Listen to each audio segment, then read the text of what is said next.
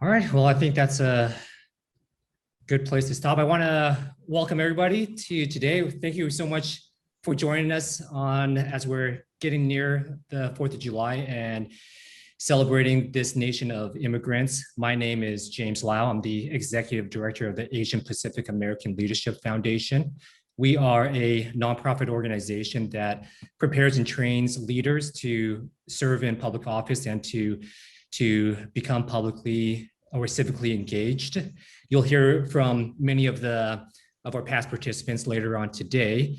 So during this time, we've seen an increased number of violence against Asian Americans.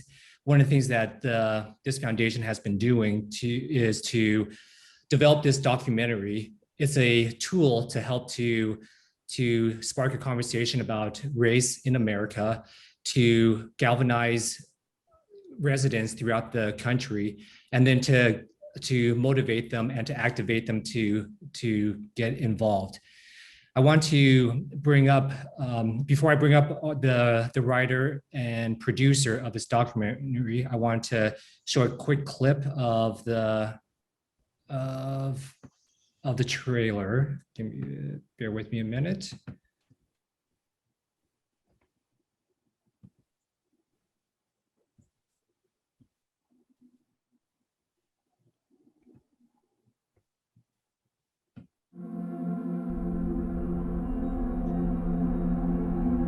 They pulled in on his eye so that at the end of the spot, all you saw was his eye like this looming out of the TV screen. There were pretty distinct evidences of anti-Asian bias. Asian Americans face the stereotype of being considered foreigners in their own land. Asians have one of the longest histories of being victims of stereotyping.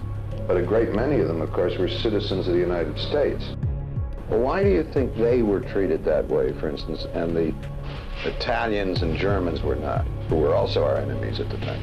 That because your face looks different, therefore you must have been born in a different country. When I was growing up in Boston, I was regularly called Chink, Gook, Jap. And right there on the front page was coverage of that these two killers had received probation for killing a Chinese man. But that's not necessarily the stereotype of Asian Americans, that they're strong and they're tough and they're gonna, like, kick ass with criminals. There's something that doesn't allow Americans to say, hey, yeah, he could be the leader. You could take on an Asian American candidate and get away with it because they're the so-called model minority that nobody feels sorry for. We can't continue to allow China to rape our country, and that's what they're doing. And what I'm fearful of is that when you see all of these communities marching in the streets because there are direct attacks, Asians say, well, it's not quite us. But if you look at history, it's only a matter of time. Racist attacks and pestilence are linked in history. When the Black Death ravaged Europe in the 14th century, mobs killed thousands of Jews accused of spreading plague. And the tendency to use race as a scapegoat for things that people are unhappy about. The Chinese virus, the fight against the Chinese virus, it comes from China. Racist. It's not racist at all. You dirty Chinese, and he just kept saying that over and over again. I've never felt anything like this before. This, just one of many incidents across the country now being reported. Hate is one of the strongest motivating factors. That divisiveness has been with us. The pandemic has revived much older, larger, racist, anti-immigrant narratives. It's part of our very long history of xenophobia and racism. And we know that, in particular, disease has intersected with this idea that immigrants are a threat. I am a little bit shocked that we moved in that direction so quickly. I think there's a deeper problem, the issue of Asian culture and Asian pride. This is not my history that somebody who is cooking your fried rice or your wings. That's not my history. We need to do more as Asian Americans. We can't just sit in the sidelines. I mean, who's the Asian Jesse Jackson? Who's the Asian Al Sharpton?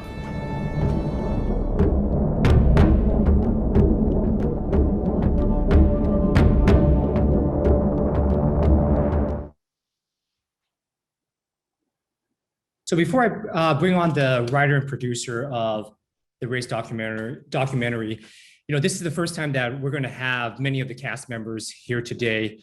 It's going to be, I think, a great discussion, and this is what we're trying to do across the country to spur more engagement of Asian Americans. If at any point you like what you see and want to help us to reach more people and to get more people civically engaged, I would encourage you to donate, and we'll put a link in the chat box. Also talk more about that later on. But at this point, I want to introduce Ron Wong, who's again, the writer and producer of this, but as well as the founder of Asian Pacific American Leadership Foundation. He's had the vision to create this organization when there were very few Asian Americans serving in public office. He had the vision to create this documentary, start this documentary 3 years ago.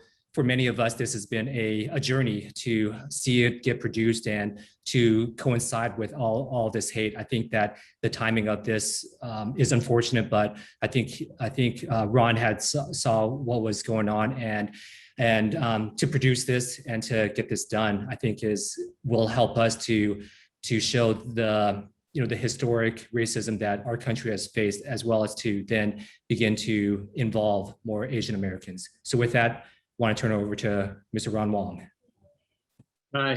Thank you, James. Thank you, audience, and thank everyone for being here, for spending some time with us to learn more about our film and hear from our cast members who are really leaders in their own rights, and they could add a lot of light. But before I start, I just want to say happy birthday to America. And I think we need to underscore that, and that we are a nation of immigrants. That seems to be forgotten when we had the past administration who's chosen to vilify and make immigrants the enemy. But really, as we celebrate our 4th of July, we need to remember that it's really the immigrants that built this country and it's made it great. So with that, that's why I thought it would be great to get all of our cast members together to reflect on what it means to be an American as we celebrate our birthday. And secondly, of course, I need to thank all of the outstanding cast who really provided the insights to make this film what it is. And I think, just spending a second on that, we have a full documentary done. It's 1 hour in length, and we're currently entering film festivals. We're making a few additions, cleaning up the film, but it's a finished product. And it's, as James said, it's been a labor of love, a passion project that I couldn't have done without, obviously, my good friends on the cast and supporters to help fund this project. And we're gonna need a lot more support moving forward as we take this show on the road, so to speak. But, I just wanna say what the origins of this film are, because, in making a film, it is a journey and the storyline changes. But in 2018, when our great friend John Chiang was running for governor, I thought that was really an opportunity to look at what it takes to have an Asian American as a governor and a chief executive of the largest state in the union and the 6th largest economy in the world. And really, by any measure, John Chiang had paid his dues. He did everything right, and he was deserving to be the governor of California and ready to lead, frankly. But in came Gavin Newsom, who clearly is our governor. But, Gavin lined up as someone direct from central casting. Gavin's a talented elected official with a lot of gifts, and some of those things make him very telegenic. He looks better than most movie stars. He's taller than most leaders, right? And all of those are the things that we wanted to unpack originally. And looking at what it takes as a person of color to run against, a system that has elected mostly white males to lead this country in the history, and frankly, tall white males. So, we wanted to unpack those issues, the challenges that Asians and other minorities face as they try to run to be our chief executives throughout the country. And one day, obviously, we did have Barack Obama as our president, but we need to, really have leaders that reflect us. But we also need to understand what are the challenges they face. So that was our original plot line that we started, and that's what the context in which all of the speakers in the film took on. And that's why John was really the center of the stage. But, with the pandemic, with Trump throwing gasoline on race relations and, creating the situation that we're in and setting the table for the kind of hate and violence we've seen you know, the current film really unpacks the institutional racism against AAPIs and other people of color, and shows how that kind of institutional racism and political rhetoric can lead to violence. And that's what we see today. So I think, unfortunately, the timing is right for this film. We wish we were a country that could come together and embrace all the differences we all have. But hopefully this film is a starting point where we can have discussions. And the other thing that I think the film wanted to touch on is it wanted to show that Asian Americans are ready to lead, and the political talent that we have here in California. This obviously was meant to be a national film, but the politics for AAPIs really centers in California. We could have a governor. We have an attorney general, Rob Bonta. We have assembly members, David Chiu, Evan Lowe, and many, many others that are leaders. And when you got to see them and you give them the platform to be seen on stage, you say, these folks can lead. No more can they say, we're not ready, we gotta wait our turn. These people can lead now. And to have a civil rights attorney, Tom Saenz, who's really the nation's foremost civil rights attorney, the head of MALDEF, bring perspective, and Garry, who's one of the top political consultants in the nation, give his perspective on what's happening here in California. David Rue, the first Korean American elected, Professor Sonenshein over at the Pat Brown Institute, and of course, Michael Wu, who was elected more than 25 years ago, and was, you know, there hadn't been an Asian, and there was a 20-year gap until we got another one. So all of those things helped to wrap this story.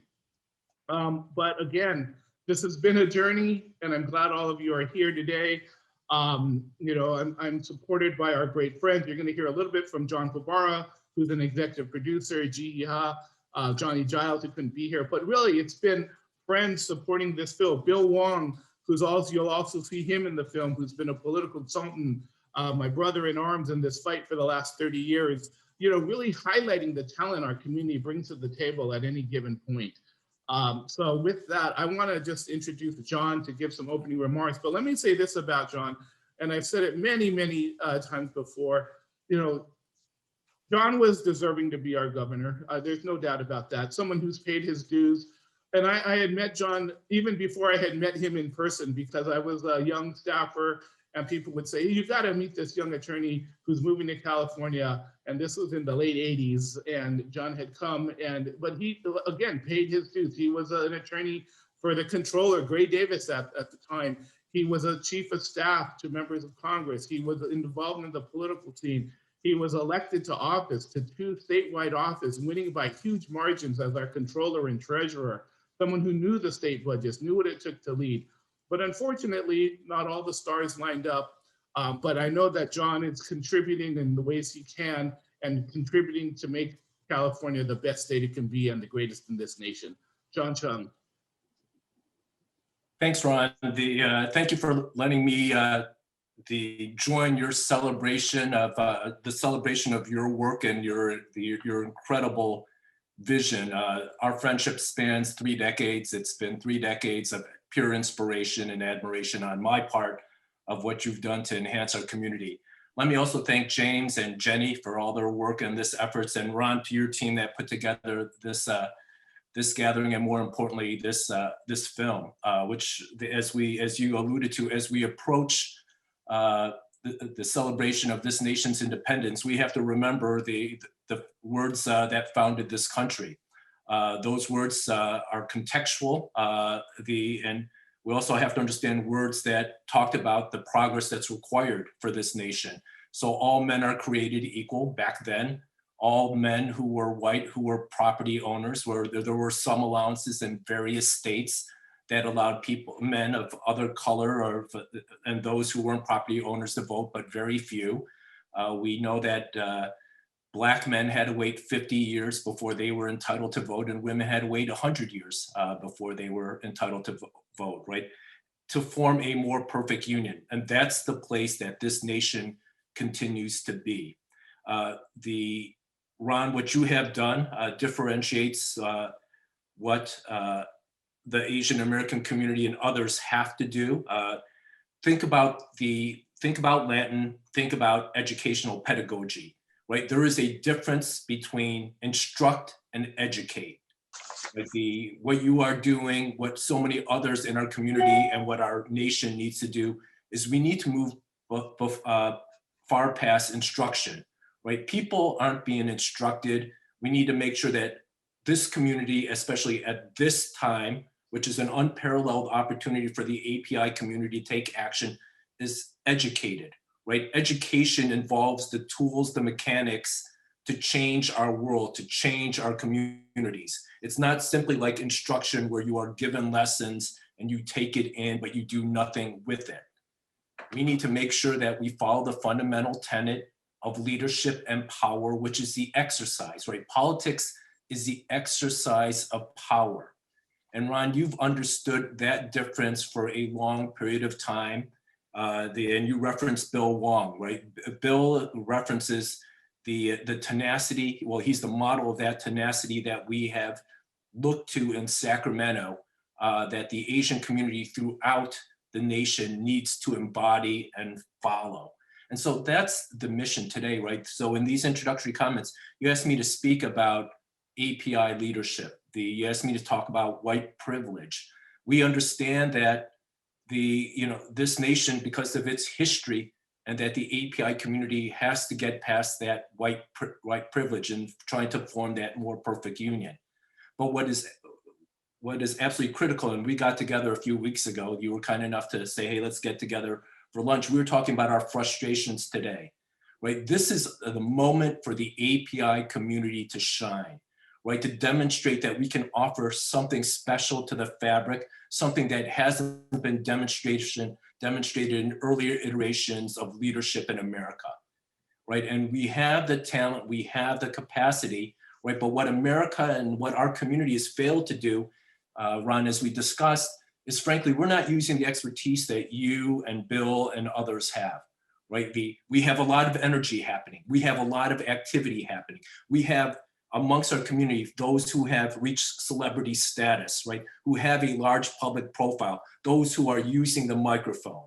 We have those who've garnered incredible wealth, who have built companies of international stature, and they're demonstrating their extraordinary generosity. But what we haven't demonstrated is that we haven't come together and proceeded in a organized, strategic, and planned for success to make sure this effort, right? We have disconnected organizations, all people of incredible goodwill who are executing in isolation, right? What they ought to have been doing is, as I mentioned, how I felt passionately about this is, right, they should have gone to you, they should have gone to Bill about researching, what is effective, right? When you have all this digital marketing, when you have all this data analytics, right? Who in the community has garnered and brought together our institutions to make sure that we do this cohesively? And what is the strategic and tactical approach to work through the diverse audiences, the different subgroups in the United States? And what are we going to do to make sure that we bring people together? There are those that are of limited capacity, that have narrow bandwidth, frankly, that don't have the expertise, that are engaged in incredibly important efforts for communities, oftentimes, especially in the API community, that have not been touched, that have been isolated, that have been profoundly dislocated. This is where our leadership needs to make sure that they are brought into the fold. And so this effort, this film, demonstrates the action of this step that's needed. But more importantly, I hope this film inspires all of us who are watching to take greater action to bring other people into the fold, not only to celebrate Ron's vision here, but to understand the underlying purpose, and more importantly, to bring us all together, that we're united, so that when we have this incredible opportunity today to unite the community, to be more intelligent, to plan for forceful, comprehensive, cohesive, and effective action, that we will do so. So Ron, thank you for spearheading this effort. It was a Herculean task. I understand like you have on so many occasions carried this effort, oftentimes alone on your shoulder, the cross to bear, the cross to carry, as Bill Wong did actually during my wedding. But Ron, I am eternally grateful for you carrying this load so that not only the API community, but the American community and our humanity can benefit, right? We see what happens when you have poor leadership and the world divided, right? And things that are impacting the profound dislocation of lives. You, on the other hand, are trying to create something that touches the aspirations and inspirations of all people. Thank you, John, Mr. State Controller. So I'd like to introduce our moderator for this afternoon, Ms. Jenny Bach. She's my colleague and also the Executive Director of the Asian Pacific American Leadership Action Fund. Thank you for moderating today, Jenny. Thanks so much, James, and good afternoon, everyone. Welcome to Celebrating the Birth of a Nation of Immigrants. And I'm sorry, there's an ice cream truck in the background. The race documentary all cast event today, where we will be hearing from leaders who were featured in the film. We have an exciting program where we'll be viewing clips from the documentary and getting a deeper dive into the perspective of our speakers. So we've divided the program up into 3 different panels. The first is addressing white privilege, API candidates' challenges, and leadership perception of APIs. Our second panel is on perception leads to attacks. We're going to be talking about the concept of all but not equal. And the last panel will be on hope and organizing for the future. At the end of our program, we'll be taking questions from the audience, so please hang tight. With that, let's go to our first clip.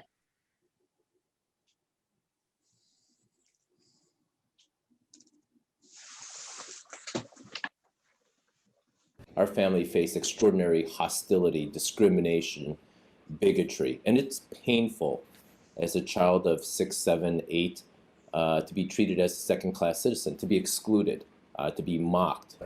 It was a very, I think, middle America, middle-class high school experience. But for John, it was very different because not only was John's family one of the only Chinese American families in the community, but one of the only families of color in the whole community. And as a result, his family was targeted with bigotry and prejudice. There were epithets spray painted on the side of their home. There were occasions when there were racial slurs, where there were various ways in which people manifest their prejudices. His younger siblings sometimes bullied, that sort of thing. Welcome to our former California State Treasurer and Controller, John Chiang. Thank you so much for sharing your message and opening remarks. So many of us here in the community have been so supportive of you and cheering you on. So it was really cool to see you share your story in the documentary. As many of us know, and as Ron has mentioned, the race was inspired by your historic candidacy and race for California governor and has evolved to addressing something much bigger than that. Can you tell us more about your upbringing and how your identity has played a role in your race for governor? Yeah, Jenny, thank you for your support. That clip that was just highlighted just moves me incredibly. It brings tears to my eye.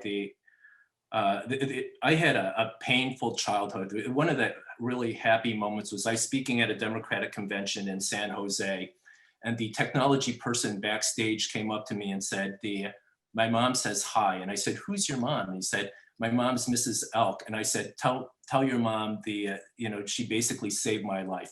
Mrs. Elk was my first grade teacher. And so our family was the first Asian Pacific American family. There were different immigrants. There were Greeks and others, Polish and others in our community in suburban Chicago. But we faced invidious discrimination, as David Chiu mentioned in his clip, and I use the same term. I was called Chink, Gook, and Jap, right? That was what was spray painted on our garage. So Mrs. Elk was sort of my umbrella, right? When you use Rihanna's song, when we would go to school and people were trying to beat us up and people are taunting us for a while, Mrs. Elk would just have me sit in the classroom during lunch period so that I didn't have to defend myself trying to eat my lunch. And what was great about her, and this shows the power of a single individual and why you make a difference. Some of you feel you can't make a difference. You don't have to transform the world at once. All you have to do is transform a life at a time. Mrs. Elk, just took care of me, right? And then, you know, what Asian politicians and others face, others of different backgrounds, is like, as I would share the story, right, I talk about the discrimination I faced.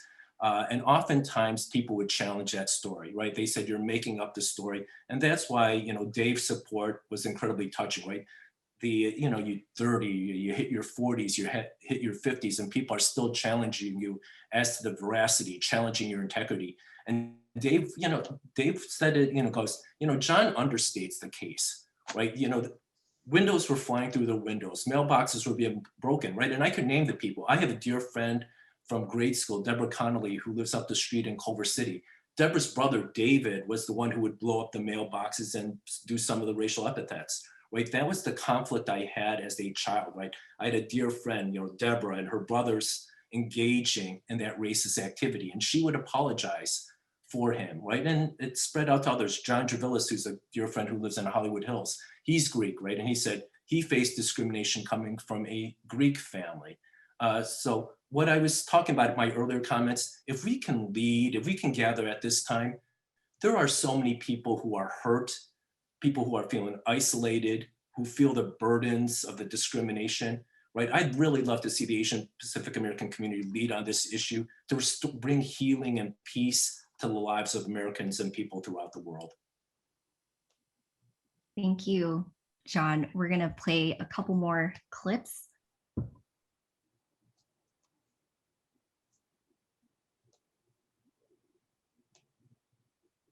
Born in the United States of America, born in New York. So I'm an American. It's the only country I know. It's the people I know. It's the nation that I love. And to have others say you're not part of your homeland was painful. And we have one more. All my life, I've been standing up to the bullies. As a kid, I stood up to racist bullies who were picking on my younger brothers, and I won. That's one of my favorite clips from the convention. I wanted to ask you, what were some of the challenges you faced being Asian American? I know that you mentioned, you know, your upbringing and your childhood and bullying, but we also know you as a tough challenger, you know, someone who has faced adversity throughout your whole life. What are you able to tell us about overcoming these challenges? It's just to get even for members of the community. Bill Wong sent me a book earlier on when I was running for race, and Bill was incredibly supportive. He was sort of leading my pathway up in Sacramento, but he sent me a book, Speed Kills. It's about how you have to move fast in politics. So when I entered, frankly, the Asian community was divided. There were leaders in the Asian American communities that if you did not support them, right, they would try to put down other Asians. And I started on the West Side, right? I started with non-Asian politicians who were incredibly supportive.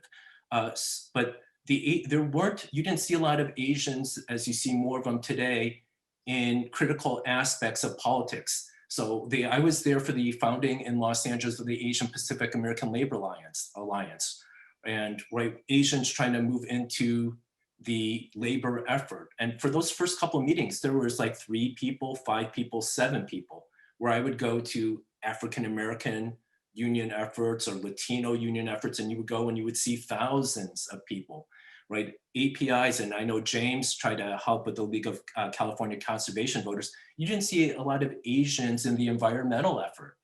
My friend Patty Kanaga invited me onto the Planned Parenthood board, right? Because she was trying to get reproductive health services and other types of health services further outreach into the Asian community. So that was part of the challenge. We don't have that same infrastructure. And so Asians start behind. And so when you're starting behind, it's incredibly difficult. My friend Peter Wong used to work at the Council of Economic Advisors during President Clinton's time. And one time when they had some leftover money, he said, why don't we get some of that money dispersed to the Asian community? And they said, well, that's a good idea. Let's do it.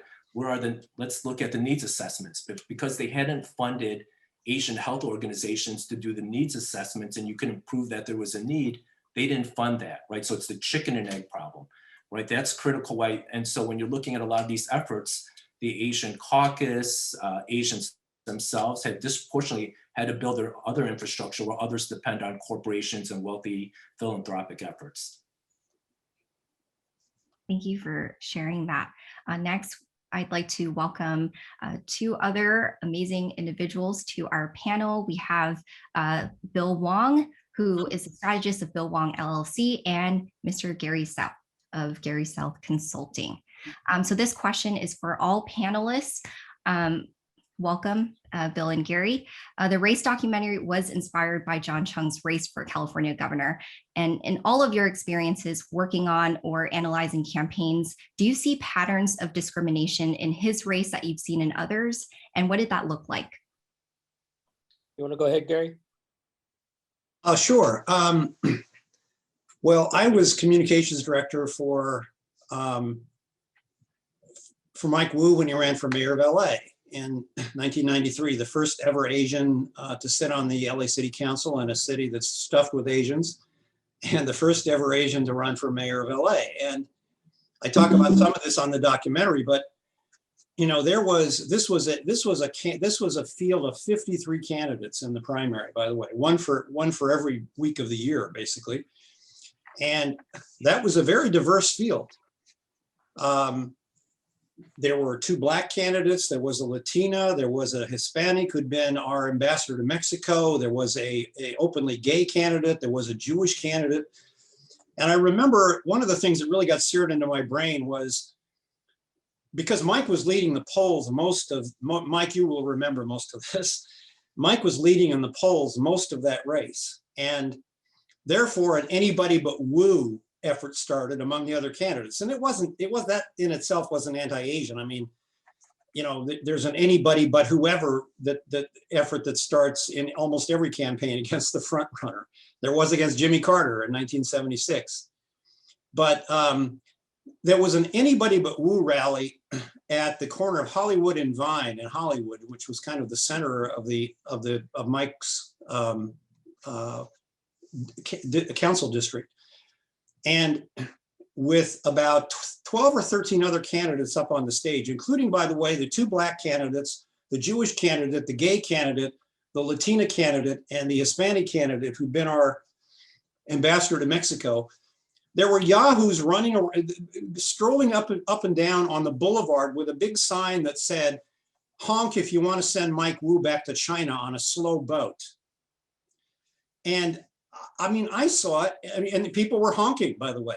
And I tried to get the press that was covering this to say, look what's happening out here. I mean, this is like worse than overt racism. And the most disturbing thing was that all these other candidates, all this diverse number of candidates who were up there on that stage saw the exact thing happening, and nobody raised a peep.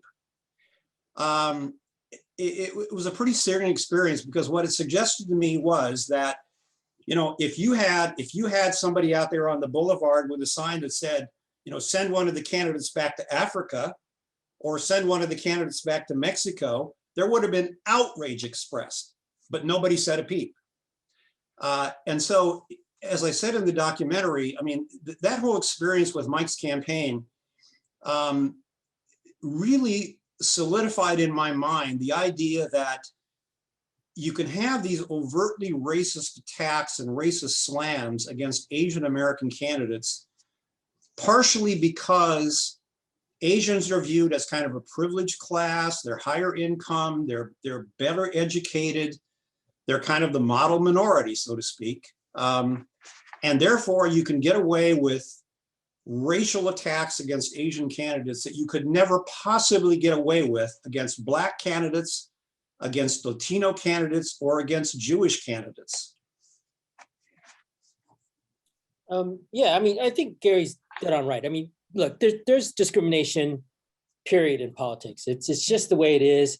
And, you know, the African-American community, the Latino community, the Jewish community, the LGBT community, they all face discrimination. The only difference is that they've learned how to overcome it in order to gain political power. And the difference is that, you know, Asian Americans still believe that that politics is a meritocracy, and if we are subservient enough, or if we play along enough, somebody is going to reward us and anoint us to some position of political power. And that's not what political power is about. I mean, I think that it's great that Ron is telling this story, because it hasn't been told enough and hopefully it will piss enough people off to get them involved in politics, because that is our biggest failing. What Ron doesn't tell you out of his humility is that all of the electeds that are on this, that are featured on this, would not be here if it wasn't for him. If it wasn't for Ron, Rob Bonta would not have been elected to the state assembly. He would not have been assistant majority leader, and he would not have been appointed to be the attorney general for the state of California. This is a chess game. This is about acquiring political power through strategic efforts and political efforts, and with the infrastructure that he's able to put together. I mean, David Chiu would not be in the state assembly if it wasn't for Ron Wong. I served in the legislature as staff when we had no members of the state legislature as Asian Pacific Americans. And now we have, I think, like 16. And I would say that predominantly 99% of all of those members can be traced back to Ron's political efforts. So, I think that, for this movie and documentary and for this discussion about discrimination, yeah, discrimination exists, but there are ways to overcome it. So look deeper and look into how to get into the political game in order to overcome the discriminations that are out there, because you're not going to wipe out discrimination. It's just out there, but you can beat it. And the Latino community, the African American community, the Jewish community, and the LGBT community have all figured out how to do that. Oh, thank you, Bill and Garry. We're going to be playing the next clip now.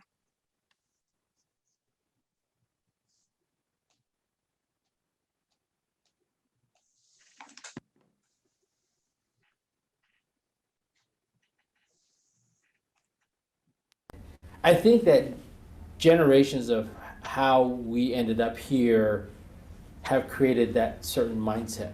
And the way I've dealt with it is, when I look at being Asian, what Asian am I looking at? Am I looking at the guy who's doing somebody's laundry, or am I looking at Genghis Khan?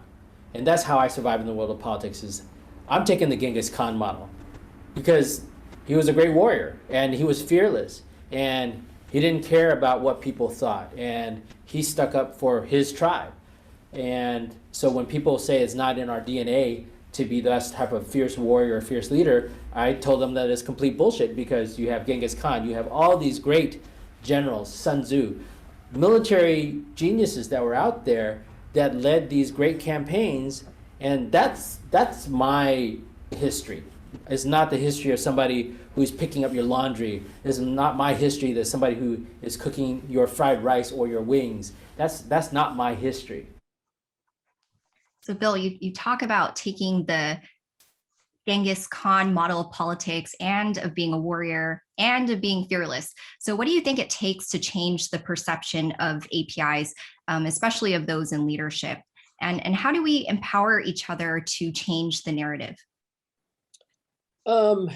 First of all, it's mindset. I don't know if any of you guys have watched Warrior on Cinemax or HBO Max, but I would highly recommend it. It was based upon a screenplay by Bruce Lee, but there's one episode in it where there's one character who is a leader in the Asian American community, and he talks to the protagonist, and the protagonist is kind of in the dumps and feeling sorry for himself. And this guy says, when I first came here, I didn't come to America. I ended up in Cuba, and I was a slave. And out of the 100 slaves that were there, I was the only one that got out.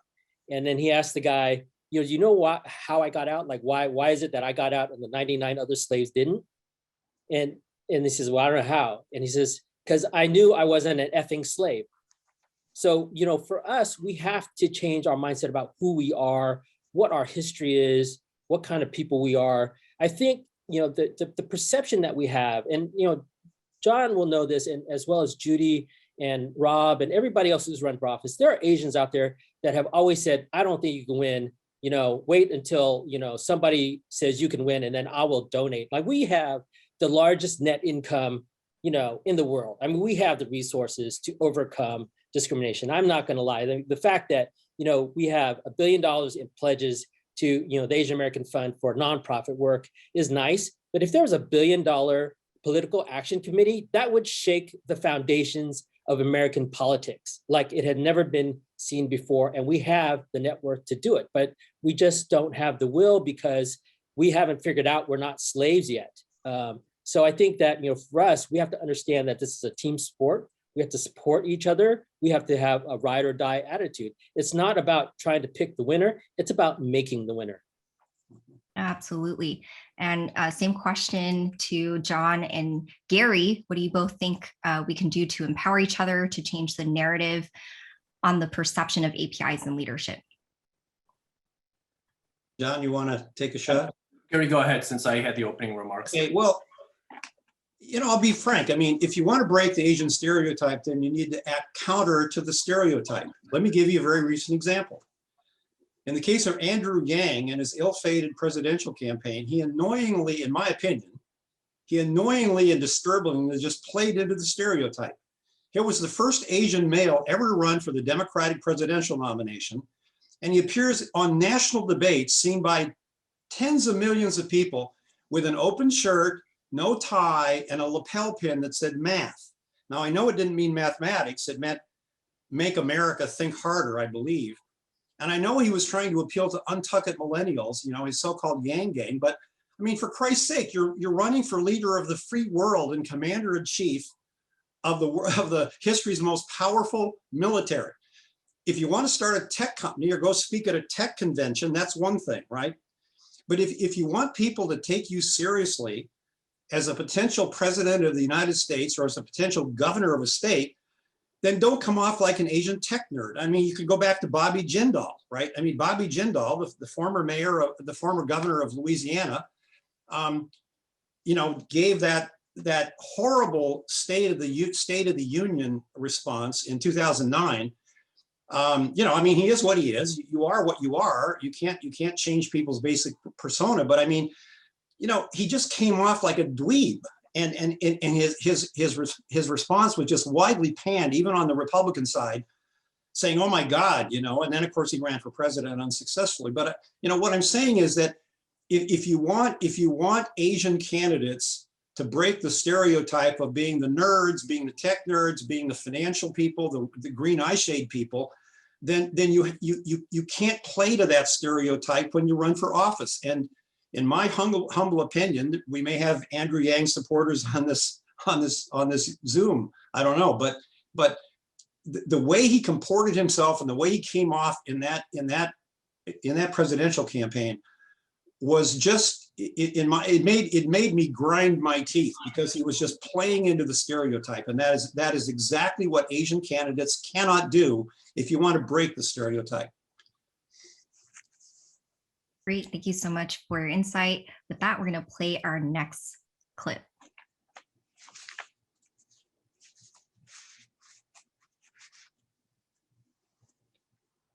There's a certain stereotype about Asian Americans that they tend to be good with money.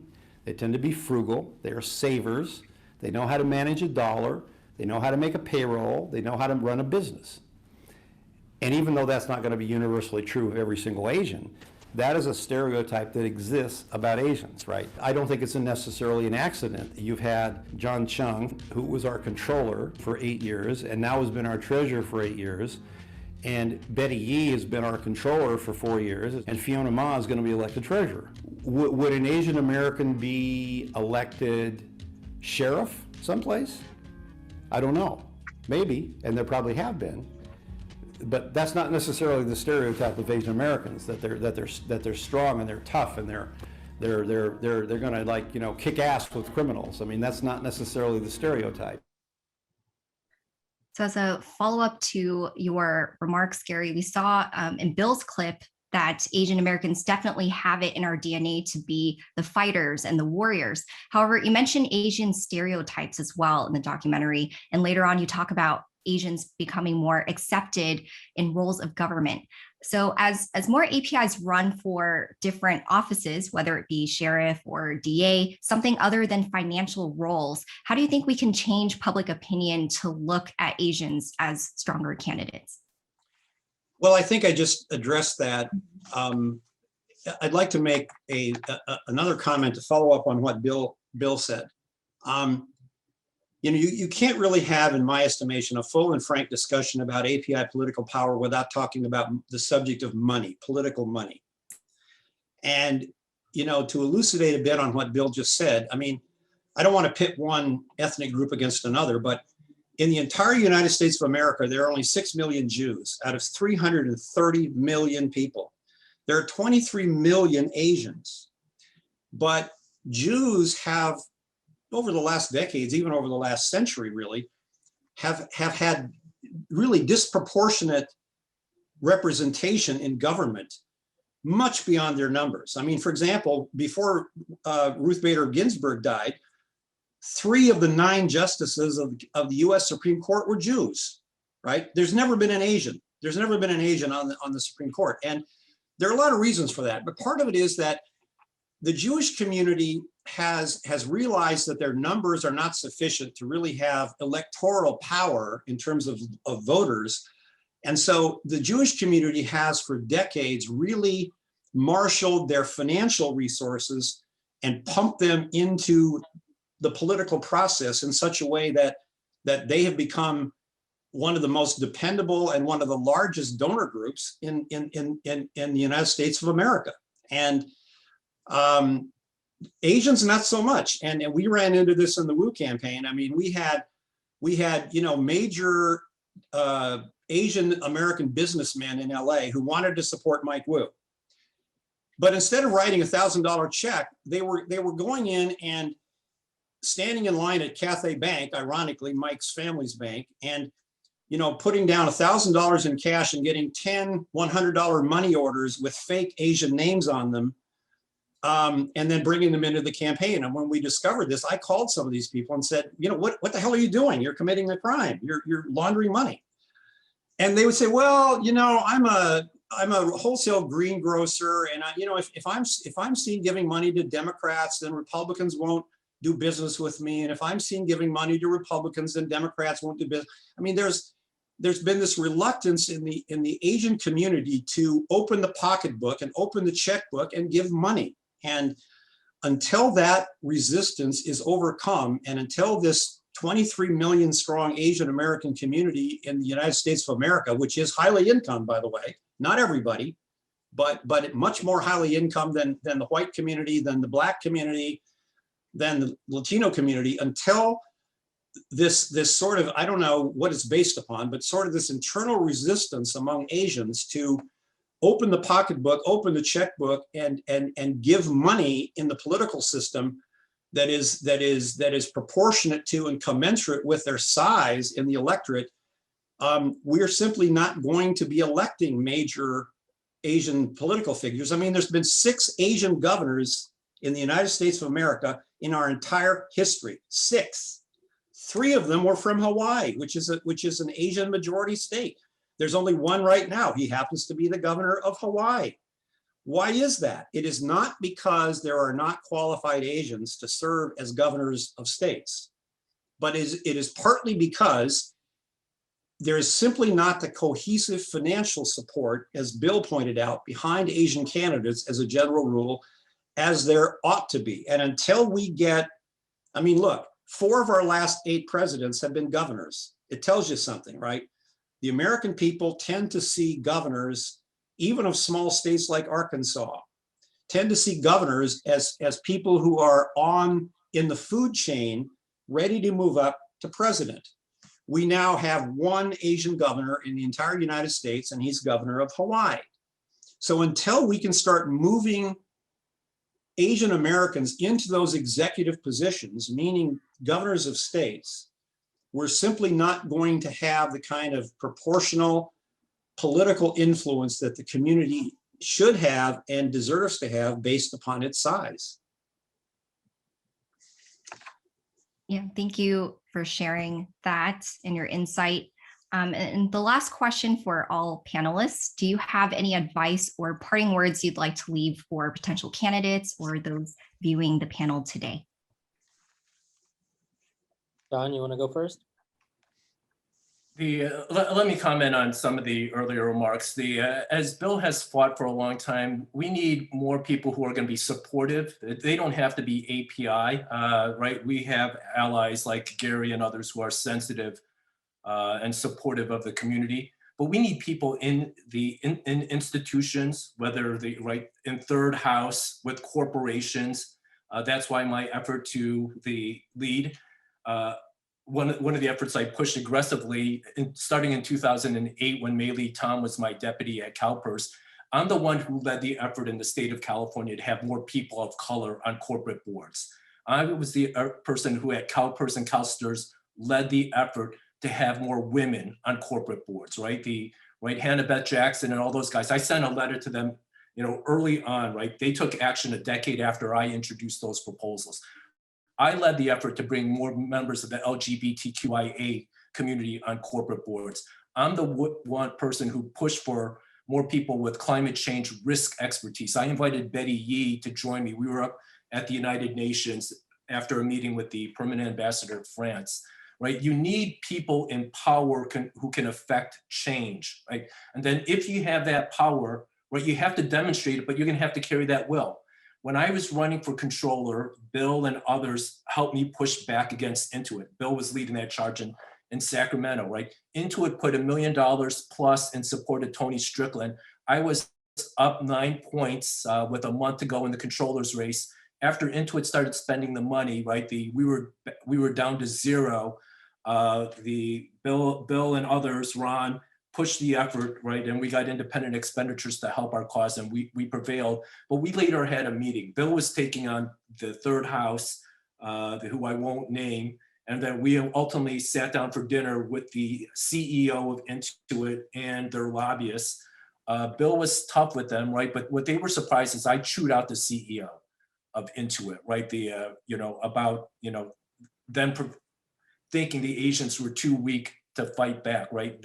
And that's what we need. We need to make sure that if we're going to take action, and the candidates who, when you get elected, if you're going to get elected, and frankly, you need to take action now, right? Our candidates frankly ought to follow Gavin Newsom. Gavin Newsom is raising a ton of behest payments for his favorite causes. We need to be get our APIs and asking others to raise money in support of the needs of this community. Right? If government won't put in the resources, doesn't have the resources, flex the power that I was talking about. Politics is the exercise of power to make sure that those in this community of need are getting the resources, getting the attention, getting the policy development that we need. I'll hop in. I mean, so I love John's description of it. He actually told the CEO that he tried to politically assassinate him. So that was his actual quote at that very uncomfortable dinner that we had. I totally, infrastructure is important. I mean, the candidates, look, stop being cowards. Like, stop trying to, kiss up your way to becoming an elected official. That's not how it's done. And then when you get in there, do something. When African Americans or Latinos or LGBT or Jewish members get elected, they help build infrastructure. They invest in infrastructure. They build, more consultants of color. They support communities of color. It's not about being the whitest person in the room. And I think that that's something that I see in a lot of Asian candidates is like they try to, be the most acceptable candidate. You're not going to win a race based upon your resume or what school you went to, or, this is not an academic decathlon. This is war. So, get prepared to go in there and fight. And the best campaign wins. It doesn't matter how, what your IQ is. That's not the metrics by which this is determined. It's like saying that you want to win an Olympic gold medal by being best at math. There is no such category. And that's not how we're going to win in politics. Oh, absolutely. Thank you so much. Gary, do you have any parting words or advice? Just to sort of reiterate what I said, which is that, if you want to break the stereotype, act counter to the stereotype. And, I think that because there is this perception of Asians being, well, they're good with money, they're green eye shade people, they're accountants, they're bookkeepers, they're, again, I hate to kick Andrew Yang when he's down, but the one thing that he yapped about all the time was this universal basic income, right? Give everybody $1,000 a year. Well, that's a financial issue. That's a fiscal issue. And, maybe that's what he believed, and God bless him. But he would have been better off talking about global warming or focusing on universal health care instead of a fiscal issue. Now, when you run for president, you run for governor, you got to talk about fiscal issues, but don't make that your mantra. I mean, again, it just plays into the stereotype. And by the way, you know, I seem pretty mouthy here as a white guy, but as some of you on this call know, my son is half Chinese. My brother's lived in Japan for 30 years, and I have a Japanese sister-in-law. And so I feel like I'm at least an honorary part of this API community, particularly through my son. And so when I offer these, the criticism and the advice, it's not just some, you know, white guy on the outside. It's because I feel like I'm invested in this community. And as Bill, you know, knows, and as Ron knows, you know, I've been part of for 20 years, the training processes that Ron has put together for API candidates. And so I feel like I have a stake in this, and I've had experience with Asian American candidates, and you just have to be aware of the stereotype and don't act in ways that further the stereotype. That would be my final advice. Right. Thank you so much. Thank you all for your time, your wisdom, and really for joining our panel today. Thanks, Jenny. Thanks. Great holiday weekend. All right, I know that we're running just a tad bit behind, but before we start in the next panel, let's talk just for a second about the making of this film. You know, it's been a few years in the making, and it's taken a lot of personal work from Ron, as he mentioned, in the opening and the race team. So we've been gearing up for screenings, several award shows as well, all over the country. So please consider making a contribution if you're able, so that we can continue our community's storytelling. And we'll be dropping a link in the comment section. So with that, we're going to go to our next panel, where we'll be exploring how perception leads to attacks and discussing the concept of all but not equal. So we want, let's give a warm welcome to Tom, who's the president and counsel of MALDEF, David Rue, former LA City Council member, and Michael Wu, also a former LA City Council member. And we'll start off with a clip.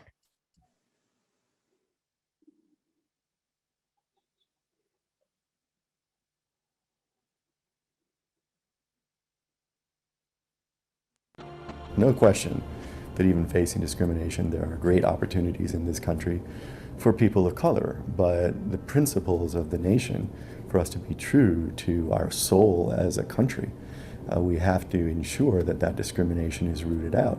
By the same token, we're all losing in practical terms when a glass ceiling or a ceiling that's even at the very beginning of getting into a particular occupation or industry prevents smart folks with creative ideas from different communities from succeeding. We are preventing great artists from success. We're preventing great writers from success. We're preventing great scientists from success in making the contributions they can make. So it's absolutely clear to me, and I think even economists agree, that discrimination has real costs to society, and particularly true in a society like this that has governing documents that articulate a philosophy of equity. Welcome, Tom. You mentioned that discrimination has a real cost to society. How is it that discrimination exists in a society where we were founded on equality? And how do you think the perception of APIs have prevented our community from advancing in an equal society? Well, I think that our nation, unfortunately, has been marked as much by a departure from its articulated founding principles as by our attempts to adhere to them. And that's been true on an ongoing basis throughout our nation's existence. So unfortunately, a well-articulated and fair philosophy does not prevail. If the last 4 years of Donald Trump doesn't prove that that's going to be an ongoing problem for this country, that I don't know what would. So we do have to rely on lots of other principles, lots of other efforts besides just our principles of our founding. And that means a lot of the work that's already been described by the previous panelists. It means really ensuring that we use all of the arguments against discrimination. And it's absolutely true that there is a very practical utilitarian argument against discrimination. It is notoriously inefficient. If you take an entire group of folks, or even one person, who you misevaluate based on an unfounded stereotype about that person's race, But whenever you do that, you're missing talent. You're leaving talent out of the game that should be a big part of achieving what we need for society. So we still have lots of work to do. You asked how the stereotypes about the API community continue to harm them. I think we see it every day, and we see that new stereotypes can unfortunately be created, perpetuated by irresponsible leaders. I'm speaking now of what Donald Trump did and how he continued to characterize the COVID-19 pandemic. And there is obviously history in his ability to successfully, for some, connect the virus to a single racial group. But in many ways, that was a new stereotype, not consistent with what any of us would have said is the stereotype of Asians 5 years ago. But he successfully put that out in the media, successfully catalyzed hate crimes that we continue to see across the country.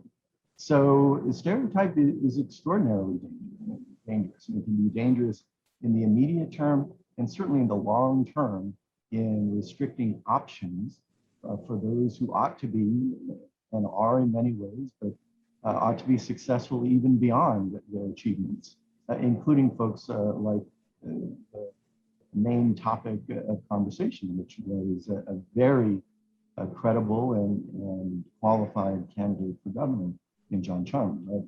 It's a long-term process to battle stereotype for all communities.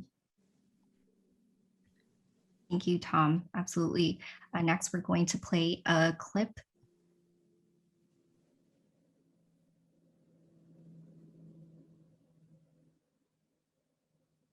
I'm very fortunate to live in Los Angeles, being one of the most diverse cities in the nation. And not only diverse, but very progressive. Not to say discrimination does not exist, of course it does, but it's very more in subtle ways. So every day, many a times when people come to me and ask me, hey, where are you from? They don't mean, did you grow up in Burbank? Did you grow up in Los Angeles? And when I say, oh, I'm from LA, they say, no, where are you really from? You know, but a question like that for myself, being an immigrant myself, I understand what they're asking of my background, my heritage, my birthplace. But during the campaign, because we live in such a progressive city, it was less of that. More than anything, when I knocked on people's doors, they thought I was a real estate agent. Welcome, David. David is a former LA City Council member and also a board member of APALF. He's also the first Korean American and second Asian American elected to the LA City Council. And you know, it's funny from your clip that one of the questions you got while canvassing was if you're a real estate agent. Why do you think that stereotypes or perceptions like these still exist in a progressive place, a city like LA? And if it happens there, how worse can it be in other places, such as the South or more conservative cities? Well, thanks for that question, Jenny. And I think the real estate thing was more an aspect of the fact that I actually door knocked, the traditional door knocking, than the fact that I was Asian American. Because, you know, in my campaign, it was rare, especially with all of the new digital ads and everything that's going on, people did not go back to door. So the fact that I knocked on about, 10,000 doors personally and wore out 2 pairs of shoes kind of took a myth of its own. But, when we're talking about perception, I think there's 2 types of perception that we're talking about. There's the perception where others view us, how they view us. And then there's the self-perception of how we view ourselves. Right. And yes, even in Los Angeles, there is a stereotype of who we are and what they think we are. And I think the answer is easy. And I think the previous panelists answered it best. It's about Asian Americans, especially if you're in leadership positions, but even if you're not, stepping up, clarifying, and show that we are beyond those stereotypes. And, and it's great if someone else speaks for us. But if we don't speak for ourselves, no one else will. And, and when it comes to self-perception, it's very important because, a lot of Asians, and I'm one of them too, feel, oh, I can't speak out because I'm Asian. It's going to look like, I'm only self-interested. Well, yes, you're self-interested, but you know what? If you don't speak out, every other group speaks out. We don't. We've been taught not to speak out. So a lot of this perception comes from even our own upbringing, because in that clip, what I failed to mention was growing up as an immigrant. I remember in junior high, my grandmother used to tell me, so, David, behave, don't act out, because we are a guest in this country. And at any time we could be asked to leave or get kicked out. So behave, don't make waves, don't question, don't say anything, just act like a good little boy. And growing up and being brought up in that psyche messes with your mind. And when you grow up, you feel like you have to just be calm, because when people see me, they see me as a foreigner, and I just got to take it. And I think it was Bill or Garry who said it best about, when the Asian hate crime started to occur, and there was an op-ed written by the mayoral candidate Andrew Yang.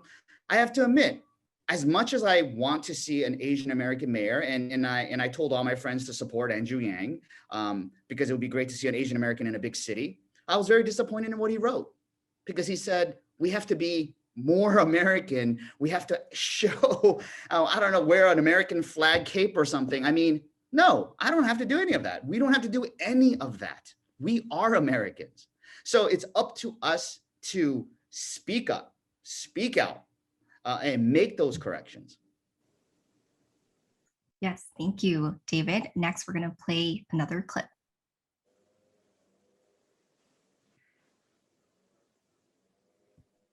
I think that political consultants figured out clever ways to use race as an indirect way of suggesting that this candidate who comes from a different ethnic background is incapable of understanding what you really need. In some ways, it boils down to the question that comes out in a lot of campaigns, even today, which is, what side is this? Is this candidate on your side? How can you count on this candidate to stand up for you? But in a race in which an ethnic candidate is running against a white candidate, it isn't that hard, even indirectly, to start to bring up some of these anxieties or doubts. And so even without being overtly racist, by bringing up things such as, for example, pointing out that my father or my grandfather were active in Chinese organizations, that can be presented in a way that suggests to a non-Chinese voter that this candidate comes from a family that doesn't care about me. With that clip, I'd like to welcome Michael, who's the first Asian American elected to the LA City Council in 1985, and also the youngest elected at that time. Similarly to David, Michael, you mentioned in the film that for such a liberal city like LA, people have used race as a scapegoat. And I wanted to ask if that's changed since the 80s, and to all of our panelists, how can stereotypes on Asian Americans lead to attacks, and what can be done to correct the course of what's seemingly written about Asians? I think that the problem both locally and nationally is that Asian Americans have a very indistinct image. There was a poll, a national poll that was released in May that said that 42% of all Americans, when asked to name a prominent Asian American, their answer is, I can't name one. And of the few prominent Asian Americans who most Americans can name, the most popular ones were 11% for Jackie Chan, who lives in Hong Kong, and 9% for Bruce Lee, who died in the 1970s. So that tells me in part that Asian Americans as individuals, and also Asian Americans as a community, have a lot of work to do still in terms of educating other Asian Americans about who we are and why we're here, and how we're just as American as anybody else. But also the wave of violence that broke out against Asian Americans in this country, I think highlights an extra problem. There was an author who has written about the history of violence in Los Angeles, who wrote that that the United States is a first world country with a third world violence problem. And the violence that happened in Atlanta, I think, is an extreme example of what can happen if the current status quo continues. So part of this means that Asian Americans have to do more, but also we have to call upon non-Asian Americans to do more as well. Yeah, would you like to answer that, Tom? I think stereotypes are rooted ultimately in ignorance, so that exposure and familiarity become extremely important. And part of the barrier for all minority communities is you don't have the opportunity, you're denied the opportunity to really get out there and tell your stories in all of their diversity and richness to a willing audience. Where there's a vacuum, then folks get to fill it with stereotypes. From my experience, my career has been dedicated to Latino civil rights in my community. I think that's what happened with Donald Trump. He was able to launch his campaign in the middle of 2015 with a slur against Mexican immigrants because he was filling a vacuum of folks who didn't have familiarity with the Latino community because they didn't see them on TV or on movie screens, and in many parts of the country, they didn't even have them as neighbors. So I think it really, to counter stereotypes, you've got to get exposure to folks, both personal. We know that stereotypes disappear when people come to know folks from the group that you're talking about, but also in media, in all kinds of media, whether that's in visual arts, performing arts, literature, media, politics, really having the opportunity and taking advantage of that to tell the diversity and richness of stories that depict a much more complicated community than stereotypes reduce a community to be. Yeah, if I could just quickly add, when we talk about erasing these stereotypes, I mean, I completely agree with Tom. But one of the first things, and this is why this documentary is so important, and I support this wholeheartedly, is because for many Asian Americans, we need to self-educate. A lot of people don't even know our own history and culture, because right now we're talking about racial equality and racial equity issues. And I don't want to compare one injustice to another because there is no comparison. They're all bad. But when it comes to racial inequities, a lot of people automatically assume Black and brown, African Americans, Latinos. Well, Asian Americans, if you study your culture and if you study your American history, and I love what Chen Chi said in the chat. She said, Asian American history is American history. Absolutely. And in this documentary, if you don't know, the largest lynching in America, you'd be shocked. It was Chinese Americans in Northern California, internment camps, Vincent Chiu, on and on. If you know the history, the Asian American community has been also victimized and traumatized. And if Asian Americans don't know that, how are you supposed to dispel a myth or share your thoughts if you don't even know your own history? That's why this is so important. And a quick comment on what Councilmember Wu said. It's very important for other groups to support us, and it's great, and that makes it more healthier, which is why we have a hard time supporting ourselves, but we also have a hard time supporting others. If you want other communities to support us and stand by us, then we have to stand by them. To follow up on what my friend Councilmember Ryu just mentioned, there's actually an opportunity here in Los Angeles for many of us locally to make a real difference. Councilmember Ryu mentioned the 1871 massacre of the Chinese, which is the largest massacre in Los Angeles history and the largest massacre of Chinese Americans and Asian Americans in US history.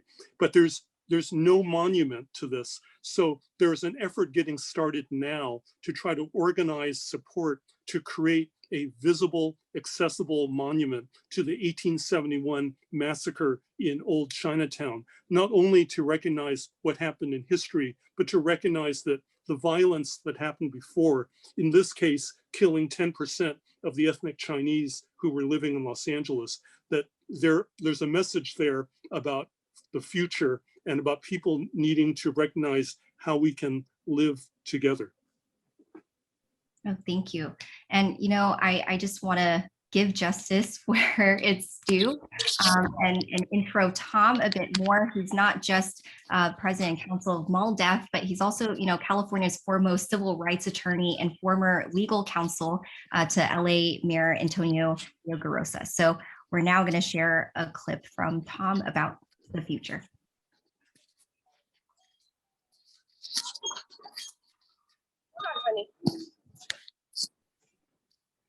I have confidence that in the future we have the generations to come, multicultural, multiracial generations, including white youth who have a deeper belief, and including, frankly, a growing population of multiracial youth. I think that that cohort has a deeper belief in inclusion and equity and may take the necessary steps to root out what we've dealt with for far too long, these philosophies of racism, white supremacy, stereotypes that were consciously developed.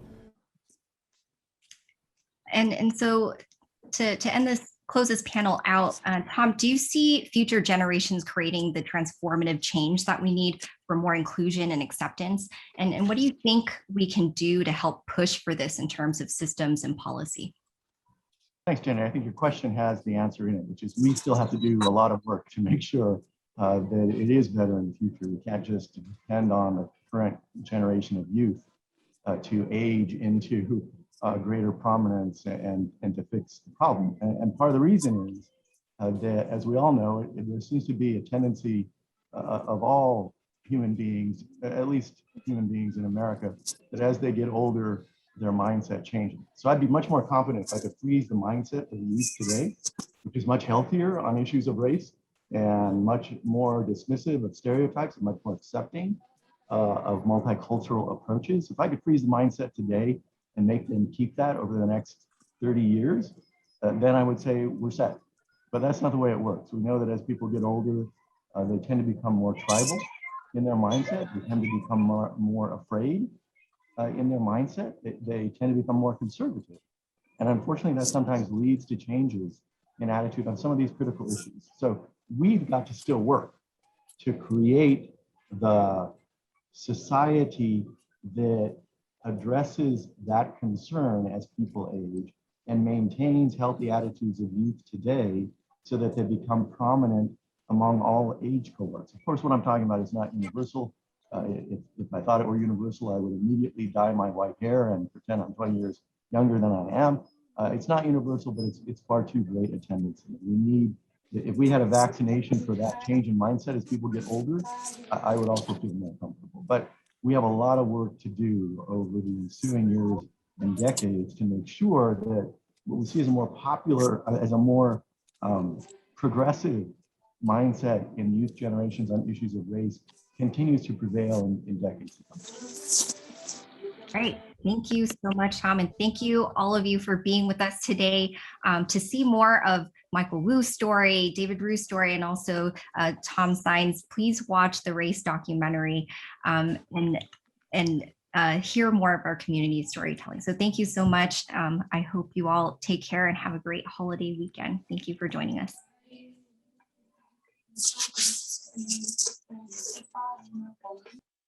With that, for our last panel of today, discussing hope and organizing for the future, we have California Attorney General Rob Bonta, Assemblymember Evan Lowe, Assemblymember David Chiu, and Dr. Raphael Sonenshein. So welcome to all of our panelists. We'll give it a second as they get spotlighted. And to kick us off, we'll also be playing our next clip in just a second.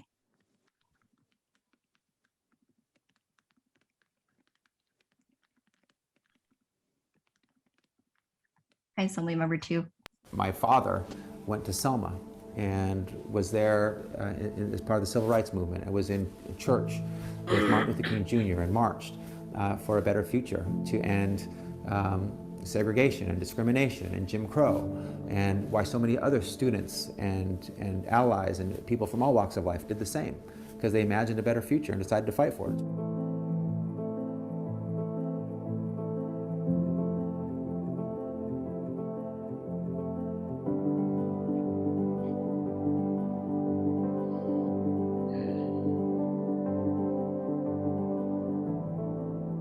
It's not linear, it's not a straight line how we move towards progress, but as long as we're always marching and pushing, we'll get there. And I believe that it takes, it's not a passive act. You don't just wait and hope and believe that it'll happen and it'll happen. You need to make it happen. It requires actors and agency and fight and strategy and coalitions and people pushing towards those same values, being driven by that common set of values that make us who we are. I mean, that's, in some ways, that's what that American aspirational vision is. It's a vision to always fight for, knowing that we're humans with our limits and our weaknesses and our failings, but that we'll always try to push towards that. And with that push, we get closer each day. Well, to kick us off, thank you so much, Attorney General Bonta, for joining us today. As always, we're so proud of all that you've done in office, and now as the first Filipino American elected to Attorney General. So it was a great opportunity to hear your story in the film from so many of us in the community. What do you think films like this could do to inspire people and give them hope?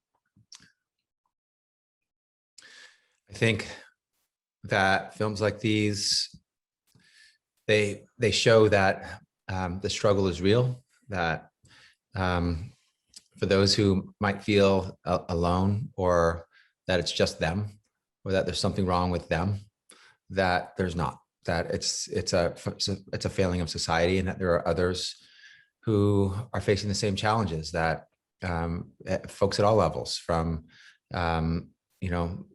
even folks in places of power, or folks who you think never suffered or the same challenges, that it's a common denominator, unfortunately, for so many of us, because of how we look or where we're from, or who we are, and it shows that collective action is possible, and frankly, that collective action has been the source and core of what has helped us overcome injustice in the past, and moved us forward, and again moved us closer to that aspiration that we have, closer to a more perfect union, and to our vision of fairness and equality and opportunity and equity and justice and inclusion. And so and it also focuses folks on the issue. Sometimes the painful stuff is the stuff you don't want to deal with. And by watching it and seeing in community that it's a common challenge, and that there's a passion and a commitment to address it and to overcome it, I think that can be that can be almost a call to action for folks. It can be a powerful invitation to take action, and people understanding that they're not just destined to be recipients of unfairness or injustice, that their own agency and their own power, in owning their own power, can help create that better world, that fairer world, and overcome this injustice. So I think it's powerful and inspirational for a lot of those reasons. Oh, thank you so much, Rob. We're going to play our next clip.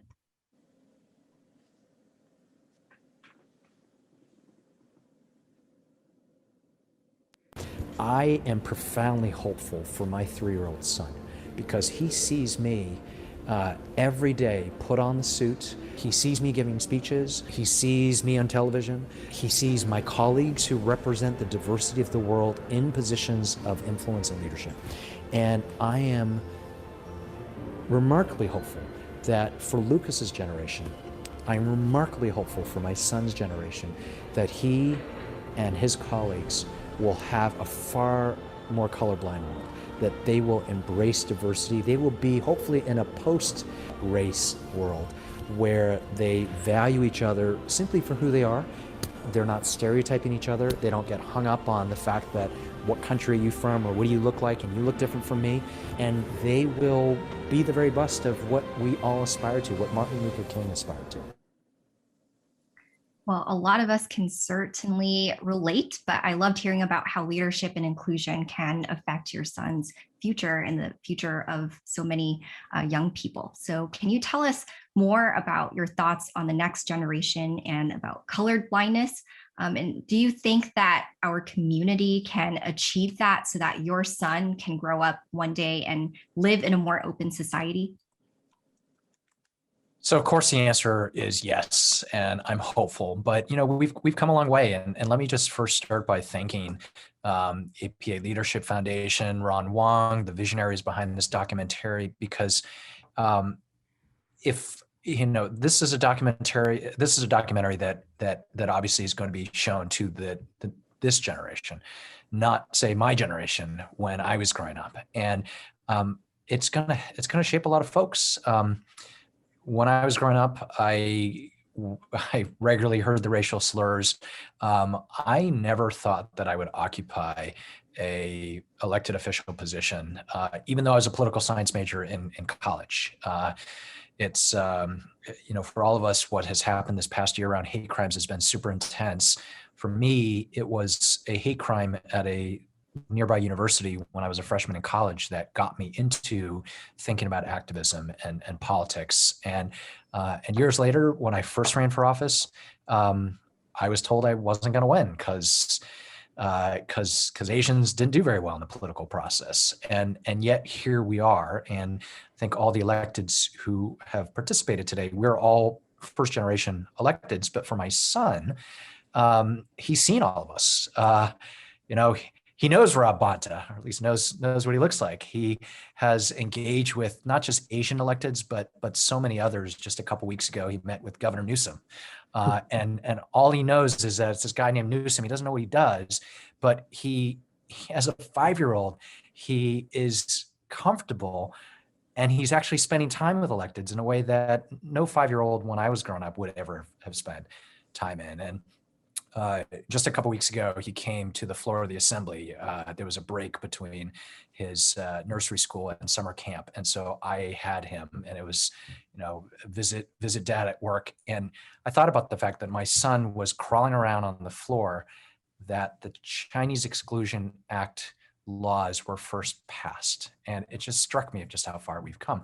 But that being said, we obviously still have an awful lot of work to do to make sure that the gains that we have received don't slip back. I think a lot about the fact that, in my time in the legislature over the last 7 years, we've hit a high mark when it comes to how many APIs are in the legislature. But with Rob Bonta's departure, with other folks getting turned out, I'm concerned that our numbers may not keep track. So we still have work to do to make sure that the next generation of leaders do well and have their seat at the table. Thank you for sharing that. So next up, we're going to play another clip.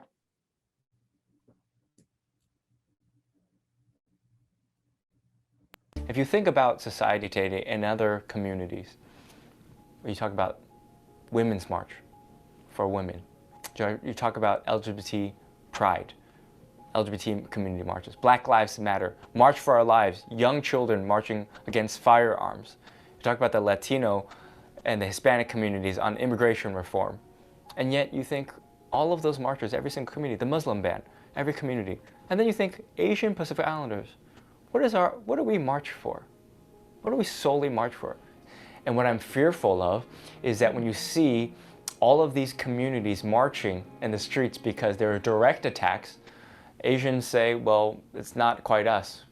But if you look at history, it's only a matter of time.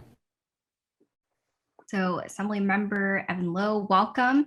As you mentioned that it's only a matter of time, what do you think we march for? And what is the future of organizing for the API community? Yeah, thanks. Good to see you all. Good afternoon. Thanks for making important time to have conversation and frankly to have dialogue with each other. We as elected officials do not have a monopoly on the truth, but we hope to engage with you, as I'm sure each and every one of you could also provide some input and insight to this. I'm excited that hopefully we can take this do a roadshow with the David Chiu, Rob Bonta, Evan Lowe, and so many others, roadshow, David Ryu and others. Just to not any of the 19 states that discriminate based on sexual orientation, please, because Attorney General Bonta banned us to travel to these other states, but in solidarity with our LGBT community, which is also equally important, as we heard Councilman Ryu talk about solidarity, that we as Asian Pacific Islanders need to stand for social justice for all communities as well. So recognizing that we'll stand in solidarity with other communities is important. But just to answer your question, Jenny, look, I feel like this is a continuous conversation. I also believe that our window of opportunity is shrinking with respect to the attention of the average American on the sensitivity towards Asian Pacific Islander hate. And we must not let that go to waste. We must capture the moment and make sure that we build the infrastructure on civic engagement and propping people up. individuals who previously did not think about public service or public office, but were equally frustrated by the views on Asian hate and asking themselves, well, what else can I do? I can contribute to a community-based organization. I can vote. I can post on social media. I can write an op-ed, but what else can I do? And there's so much more that individuals can do. So I hope that those on this call will take an opportunity to help ensure that we're advocating and doing all that we can to take it upon ourselves to uplift, while also helping change hearts and minds by having others view this documentary. So I think that goes to without saying, but let us ask that question, and hopefully we can have that answer too by Ron and others about what we can do to help amplify the message so that others can see this documentary as well. Thank you so much, Evan. We're going to go and play our next clip now.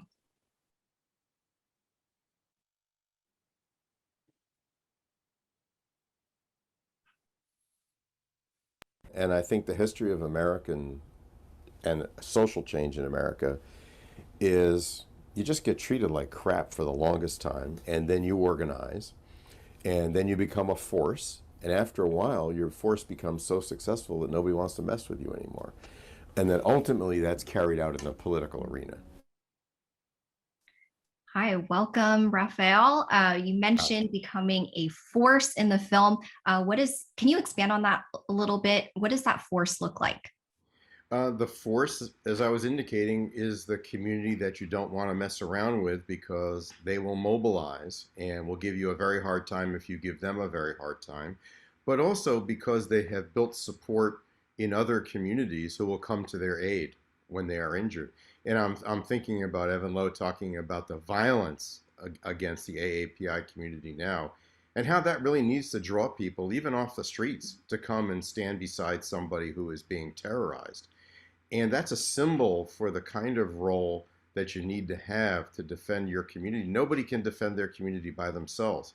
There's just not enough in any community to defend themselves. But everybody else should come out of their homes and apartments, and if they see somebody being attacked, they should say, well, now you're attacking me too. That is how you become a force. And then the next person says, I don't think I'm going to take on this person because I don't know who else is going to come around. I'd like to also say that you become a force by defending yourself when you're attacked with all that you've got, but in the political arena, not to be defensive.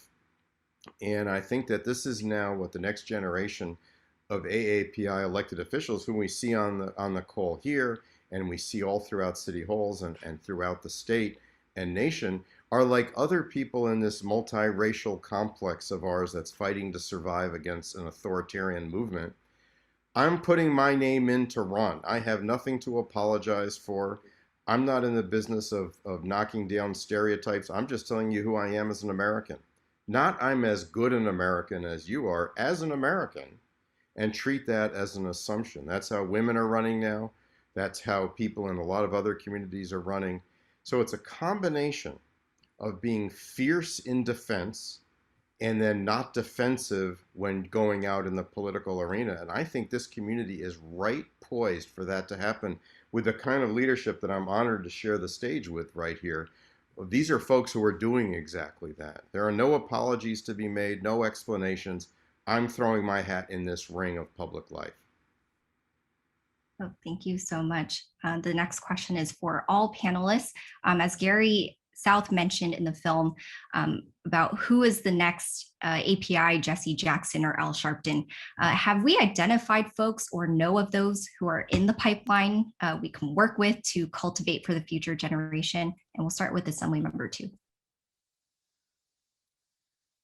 As far as cultivating the next generation, I don't think our community has done as intentional a job of figuring this out.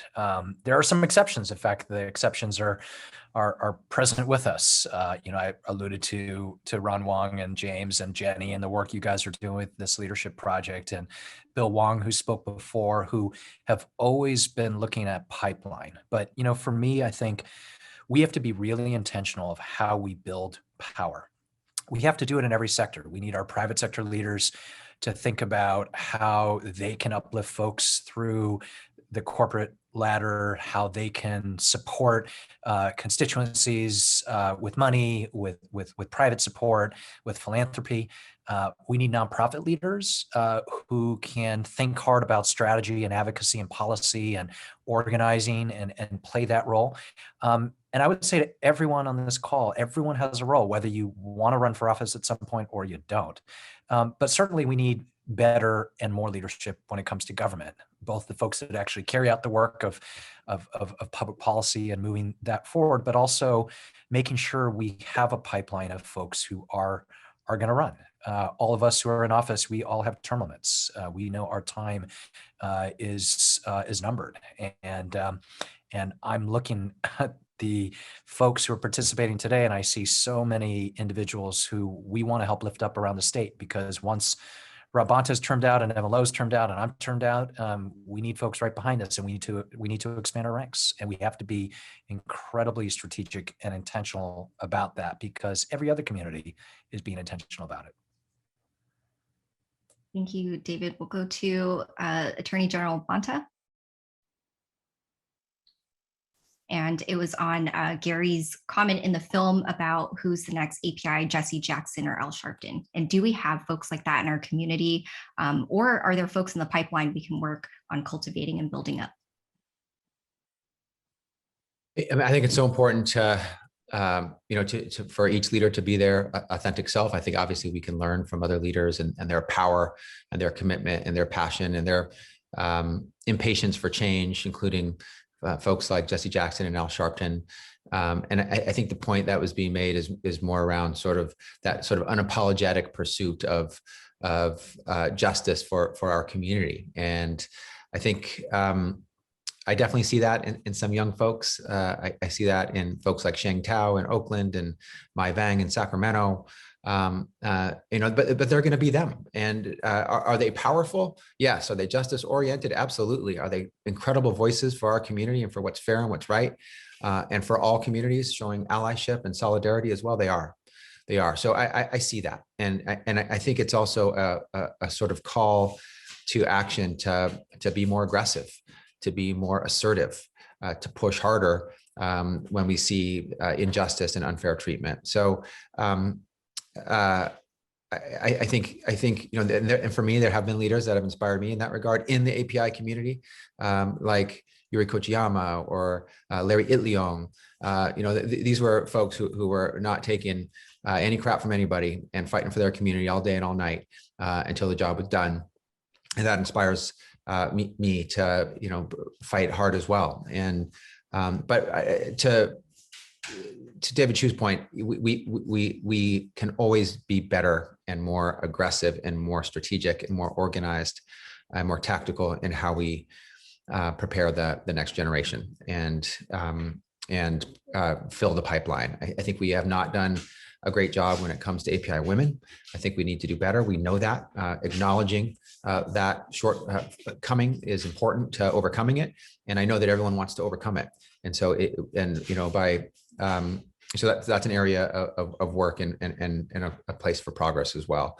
But I think that the general call to action is for all of us to be more aggressive, assertive, and unapologetic about in the pursuit of our principles. Oh, thank you so much. Toss it to Assemblymember Lowe. Same question. Yeah, the question is about do we have our own Jesse Jackson and Al Sharpton? And a response when I've heard this before is we have our very own Rob Bontas and our own David Chiu's and our own Michael Wu's and David Ryu's and Bill Wong's and Ron Wong's and Jenny Box. These are our individuals. And I think what's important to be able to talk about is the symbolism and what individuals represent. And we do so in different ways. And of course, it's very stereotypical as well, culturally, perhaps. that's part of the problem, that we just like to keep to ourselves and we don't like to ruffle feathers. Whereas in American democracy, it requires us to get our hands dirty and to get in the arena. And if it's about civil disobedience, if that is definition is to be more like them, it's like, okay, shall we all get arrested to demonstrate civil disobedience? So we start using the F-bombs in press conferences. I think it's important to also recognize the distinct and unique nature of our API community, while also helping to demonstrate there's a wide variety of personalities and characters, and helping to advance it in different ways. So can we do that in the C-suites of corporate boards? Can we do that in visibility in Hollywood and entertainment? Can we do that in politics and government? So there's multiple ways that we can do so, but of course we have great people, so many more that I didn't name, but I was just seeing their faces on the screen right now. And how do we help make sure that we uplift behind us and then help push those who are at the top and seeing a future Governor Bonta or Senator Bonta as we continue on the trajectory and helping uplift all communities. Oh, thank you so much. And I love all the comments in the chat about shouting out your heroes like Congressmember Ted Lieu, Mazie Arano. Please share more of your heroes in the comment section. But I do want to also share that APALF launched a women's mentorship initiative this year. As Attorney General Bonta mentioned, it's just so important right now for more representation, especially of API women. We currently don't have any API women in our California state legislature. So we launched this mentorship initiative in hopes of connecting our women elected officials and leaders in California to up and coming leaders, either current local elected officials or candidates running for office. So we're going to be integrating our cohort of this year into our upcoming boot camp and also CalNet. So please look out for more information on that from APALF. Also, I did see a comment too that I did want to address since Attorney General Bonta did mention about the need for more diversity and representation as well, on why we don't have women on our 3 panels today, which is something that all of us here on the team recognized. The race documentary did start out inspired by John Chiang's race for California governor. And we started integrating, supporters of his campaign first and foremost into the documentary. We did invite some other of our women, extraordinary API women leaders as well, who weren't able to make it today, but in our upcoming events, we will be sure to be more inclusive and have more of our API women voices on the panels. So just wanted to address that really quick as we go into our last clip of this panel.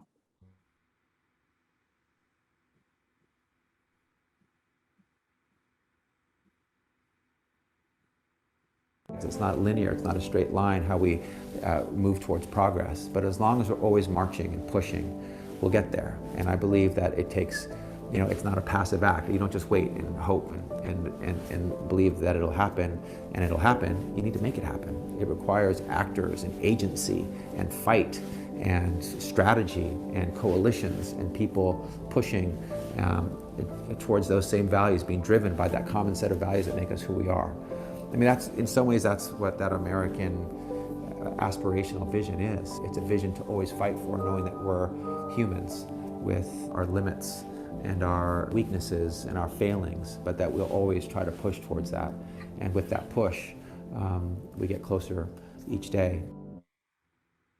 Attorney General Bonta, you talk about aspirations and hope in the film, and also about how progress isn't a straight line, and also about how we need to make that happen. So how do you think APIs can be more intentional in pushing for progress? I know you talked a bit about that, but how can we end on, really a great note?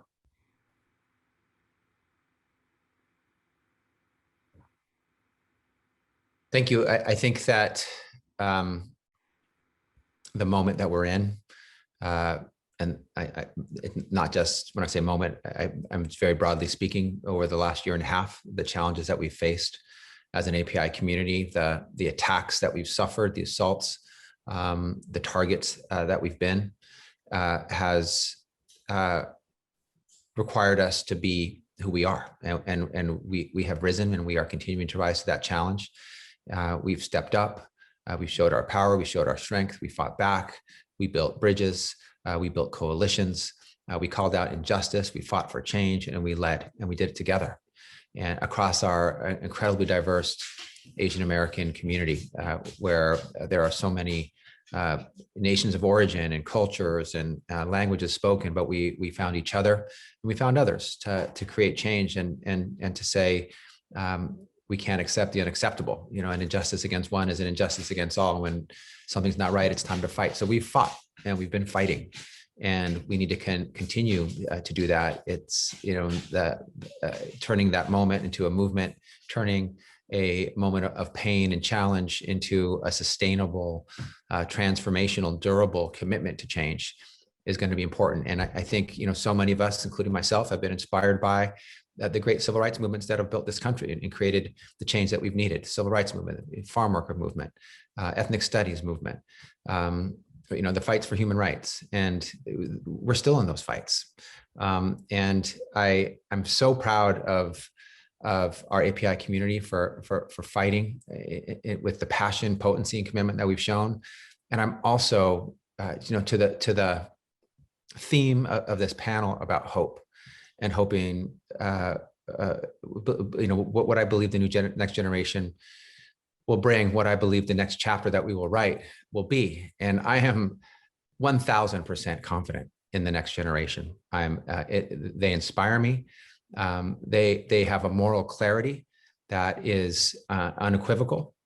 They know, without anyone explaining it to them or making an argument or rationalizing it, that the racial injustice that we've seen all too clearly that has been laid bare over this last year and a half is wrong. It's not the society that they want to live in. They have no problems yelling out Black Lives Matter and saying, you know, we're APIs or Filipino Americans for Black lives. And creating solidarity as well. So our next generation, and excuse me for my dog Legolas is getting in. I will take that as a point of emphasis and agreement to my comments from him. But you know, the next generation inspires me. Their moral clarity, their willingness to, you know, to do what Evan Lowe talked about. What's going to make us march? What's going to get us in the street? They got in the street.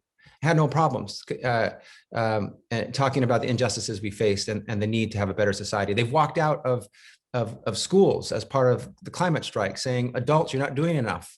Mother Nature and scientists are screaming at us to do more and do more. We want a planet that we can live in and have our kids on and keep us safer from gun violence. You know, the Parkland students led the March for Our Lives. And students all over and young people all over the country, API leaders marched for their lives as well, asking for an end to gun violence and having to have active shooter drills and feel unsafe in their schools. So the next generation inspires me. And our API community, I think if we continue to have that commitment to change making, to owning our power and our agency, to knowing that, you know, there's no, as Evan Lowe says, I'll steal his line, there's no cavalry, we're it. We're the ones who are going to create the change. We can't look for someone who's going to come rescue us and save us. We will create the world that we want by us doing it together. So we've shown that. And if we continue to lean in hard and support and cultivate our young leaders coming up, I'm very confident that we'll be in good shape going forward. Oh, thank you so much, Attorney General Bonta, and Assemblymember Chiu. I know that we're at the end of our time here, but do you have anything or any message you'd want to leave for our younger generation or those who are viewing the film or this panel today? I'll say three quick things. I think many of us have been thinking about history during this time period, during this time of anti-Asian hate, and thinking to the Chinese exclusion days in the 19th century, to the Japanese internment camps in the 1940s, to the murder of Vincent Chin, to the persecution of Muslim Americans after 9/11. And I would say, I truly believe we should be able to say at this moment, this can never happen again to our community. We have the resources, the talents, the connections to make sure that we do not go through another anti-Asian time period of hate. But it's going to require everyone doing their part. And it may feel daunting now. It's the cliche, it always feels darkest before dawn, but I really think that we are building something in this moment to move things forward. Second thought I have, I just happen to think about my days when I was a criminal prosecutor in San Francisco, And the week I started, I was 27, 28. I had another colleague who started same week, and she was a talented woman of API descent. And we talked often about what change looked like, and we worked for an office that had challenges. And at some point, someone said, maybe it's time for change, which required for someone to run to head up this office. And my friend called me and said, "Hey, I want to do it." And I said, "Hey, I'm all in. Let's go." She was polling 6% of the polls when she started. People did not expect her to win. She had a name people couldn't pronounce. And today, Kamala Harris is the vice president of the United States, right? These things can happen if we put our minds to it. We have the talent in our community to do it. And I would just say the only thing that really is holding us back is a failure of our own vision to think that we can do it. And that comes to folks deciding that they can run for office and win. It comes to a community deciding that we're just never going to go through another time period where we are attacked and demonized in the way that we are. This has to be the last time. And I really believe that the next generation of folks who are with us, it's going to rest on you, but we're with you, and we're going to fight with you. We're going to get this done, and we're going to make sure our community doesn't get pushed around again. Oh, thank you so much, and for joining us today, Assemblymember Chiu. And this last question, I'll hand it to Raphael and Assemblymember Lowe. Now that APIs are getting woke and marching, what do you think our communities need to do long-term to fight the systemic racism that plagues our nation? And we'll start with Raphael. Keep doing it. Keep doing what David Chiu just said, which is to use the phrase "never again." People know what that means in a lot of communities, and that really shows a knowledge of history and how dangerously close we are to history repeating itself. And damn it, it's not going to happen. And a community can say, we are not going to let that happen. And if you're supportive of this community, you have to make that same commitment.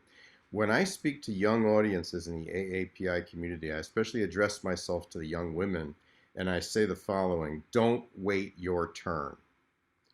And they know exactly what that means when I say that, and that's in almost every community. You can say that same thing. Usually it takes a while because people say to the young women coming up, wait your turn, it'll come around. No, the turn is now. The moment that you're ready to run is the moment you run. And again, to quote David, if you're at 6%, who knows if you're going to end up with the vice president of the United States at some point. I don't care if you're at 0%. When you're ready, run. When you're ready to march, march. Don't let anybody say your time will come someday. And when we talk that way with young people today who know how close we are to the edge in everything right now, they know there's not a moment to lose, because this whole multiracial democracy experiment that we're kind of trying to move forward is in peril every single day. It's a battle to the end, and it's not going to wait 2 or 3 years. So do it now. Oh, thank you so much. Assemblymember Lowe. Yeah, thank you. I echo those comments as well from Raphael, not to wait your turn. But I also just want to share then in closing the solidarity with other community that is so important, that I know, Rob Bonta and David Chiu both served as chair of the Asian Pacific Islander Legislative Caucus, so they understand how to work with other community groups as well. But when we talk about the hope in the future of things like ethnic studies, mandatory ethnic studies, that Asian Pacific Islanders were part of that conversation.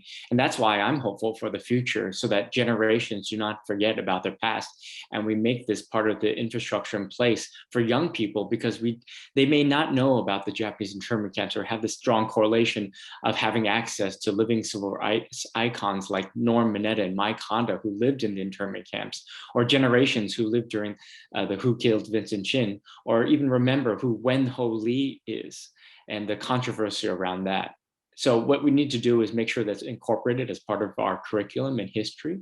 We need to help demonstrate the solidarity again on requiring minorities and women on corporate boards, to which Asian Pacific Islanders were at the table to help ensure that Asian Pacific Islanders, not just ourselves, but others, community members, individuals of color, communities of color, were also included in that conversation to help uplift them too in corporate boards.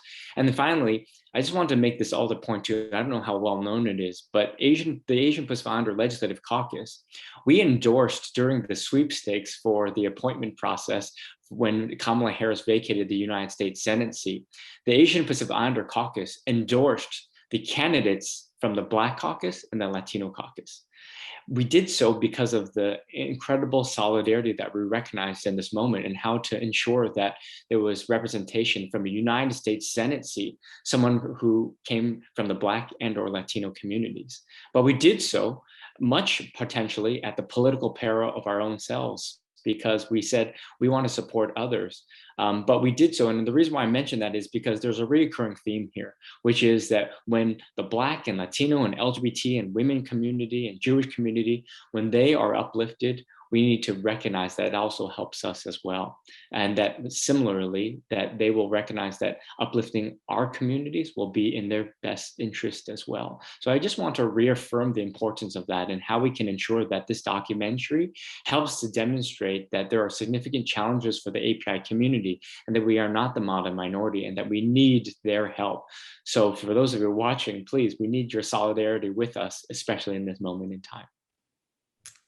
Thank you so much, Assemblymember Loh. And one of our panelists from panel 2, David Rue, wants to make wants to ask a question really quick or a quick comment on your remarks. Yeah, thank you, Jenny. As an APALF board member, I'll take the privilege here. I just really wanted to reiterate on something what Evan Loh said earlier, which is so crucially important. It was about, who's going to be the next Asian American Jesse Jackson, or when is it going to appear? Well, more than that, I want to say, as Evan was talking about, we need to be ready for that person. We need to be ready to support that person. But as a matter of fact, we already have leaders now. Rob Bonta is a historic appointment.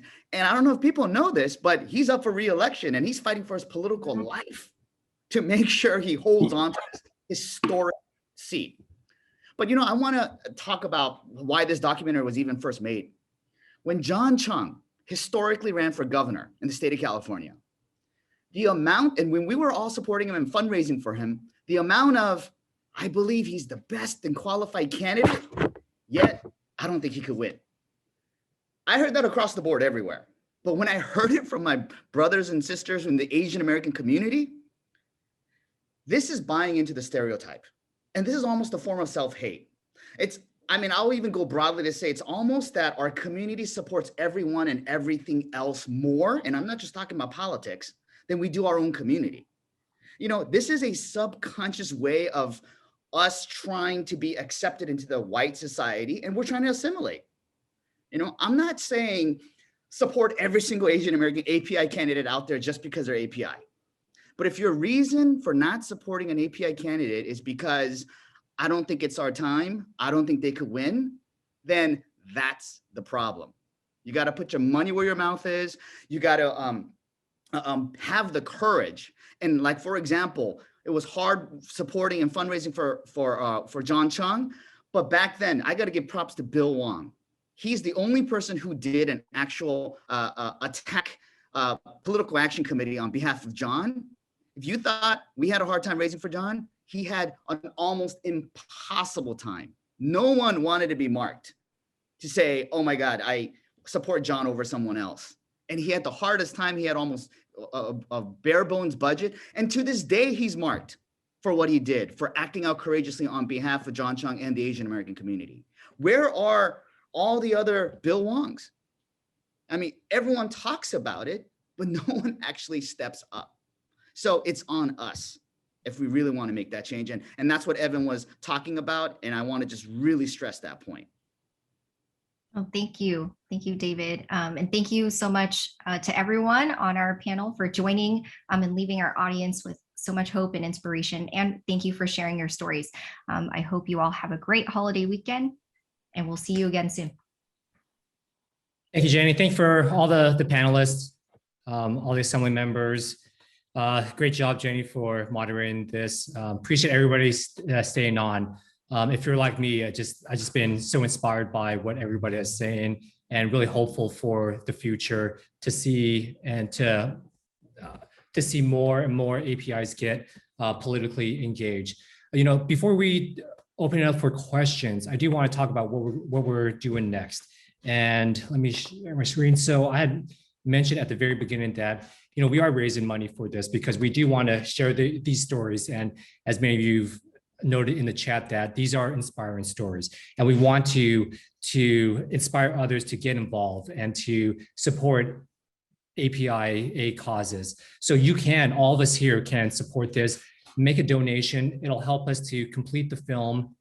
Then we're going to be promoting and screening this across the country, working to develop an anti-bias training to help more elected officials such as the Rob Bontas, the Betty E's, the Evan Lowe's, David Chiu's, David Rue's to get elected, because having electeds, our representation in these decision-making bodies does make a difference. I mean, we see that with Assemblyman Lowe, who's doing, monumental work to advocate for our community. We see that with Attorney General Bonta, who's been, when he became Attorney General, creating the racial justice bureaus, to address these hate crimes. So we know that by getting more of APIs involved and in these positions, that they can make a difference. And then lastly, we're going to, do these trainings, identify these people and help them to get civically engaged.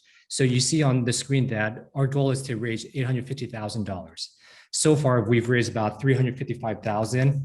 And, I want to pause there because there's a lot of people. I do want to acknowledge our executive producers who helped to do that.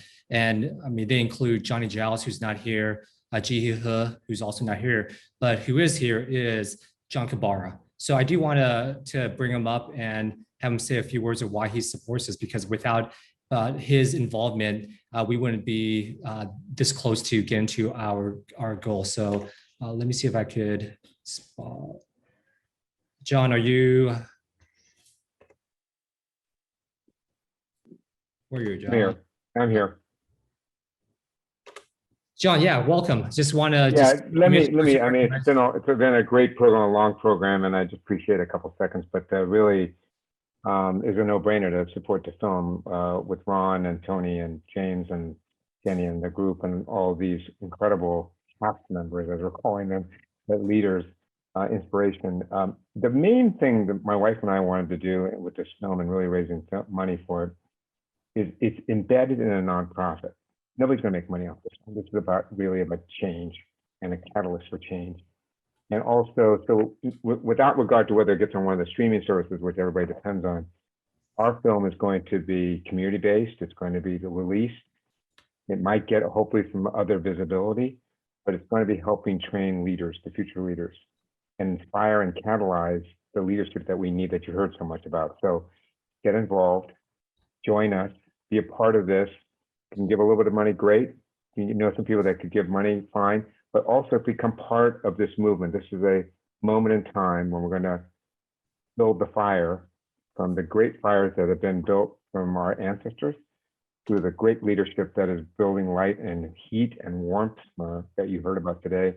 We want this film to continue that process. So thank you for everything you've done, and thank you for a moment to help you get engaged. But join us and contribute to the film. Thanks. Thank you, John. Thank you for all your support in helping us to get here.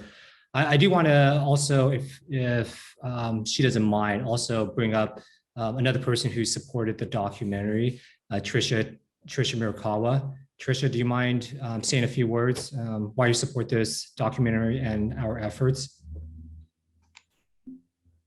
Sure. Hi, everybody. I'm supporting this documentary because the filmmakers and everyone in this film is telling our community story and making history now. It's time for us to have parity at all levels, in politics, in the C-suite, at the executive level, in corporations, on the corporate boards, like John said, at the public agencies, and in the community. And we've been doing this in the community. We've been struggling politically, and we need to support this, because the race documentary needs to be part of the ethnic studies curriculum so that more people know about the contributions that we are making and the struggles that we face so that we can continue to build our partnerships and our alliances. The last thing that I want to say is, I just finished this business program. And so I came across this quote that's more business oriented, but actually it's not. Michael Dell said that you don't have to be a genius or a visionary or even a college graduate to be successful. You just need a framework and a dream. People like Ron Wong, Bill Wong, Garry South, and so many other people have put together a framework for all of us to follow, with John Kobara and Mike Wu and David Chiu, so many other people, along with the people who are holding statewide office right now, like Fiona Ma, Betty Yee, and Rob Bonta. We have the framework. We need to do what Bill Wong said. The best quote so far today, and I wrote it down and I texted it to Ron. Bill said, when you get there, do something. But we don't need to wait until we get there to do something. So that's why I'm supporting this race documentary. We need to tell more people about it, and we all need to help raise more money so that this film can go out and win a shitload of awards. And I said that bad word, like who said that? To not drop the F-bomb. I didn't drop the F-bomb, but I dropped the S-bomb. I think it was Raphael Sonenshein who said that. So I'm not afraid to say those words. Thank you. Thank you, Trish. Thank you so much. Very inspirational. And if anybody's inspired by her words just like me, then please donate. You can, all of us here can take action and get these stories. We are planning. I mean, we are have plans to have this be screened in Austin and in Atlanta. So we are working with organizers on the ground there to set up dates to reach out to people in those communities so that we can have similar things to here, get people activated, and as many of the last panelists said, prevent and to make sure that this stuff doesn't happen again. So you've seen the link down there. GoFundMe is available, and please donate. I'm going to open up to questions if anybody has any questions. Also invite back up Ron Wong, the producer, to see if he wants to add anything to that. Well, I just want to say to everyone, thank you so much. And this has been not only a labor of love for me, but for all of you and those of you who have been involved in helping to support this project. I mean, this was basically self-funded at the beginning through our nonprofit, the Leadership Foundation. And also we have more than nearly 100 donations, big and small, from $50 all the way up to $50,000. And as John Kobara mentioned, this is a nonprofit effort, and this film will be used to be consistent with our other training programs. We're not, particularly me, I'm not looking to be a producer in Hollywood. This is just a passion and a message that we needed to get out. And it's been inspiring to hear all of the words, not only while we made the documentary, but watching the leadership evolve within our community in this time of crisis. So I hope all of you will get involved, make the donation, large or small. And then in terms of distribution, I know a lot of people want to help distribute this film. We are working with others to try to get us to a deal with the streamer, whether it's Netflix or Hulu or one of those. So therefore, we cannot release this film publicly at this point, but we can do private screenings, and we're planning those, as James alluded to. Our goal, and that's what our money is going for, is to take this film across the country and host discussions like this in person now, like in Georgia, where there's an Asian American, a Vietnamese American woman running for Secretary of State of Georgia. So this can be a catalyst to get those folks together to help have these discussions and build the infrastructure that it'll take for us to lead and take our proper place as leaders of this country. So we need a few minutes. If anybody has any questions, please raise your hands, or if you wanted to make any comments.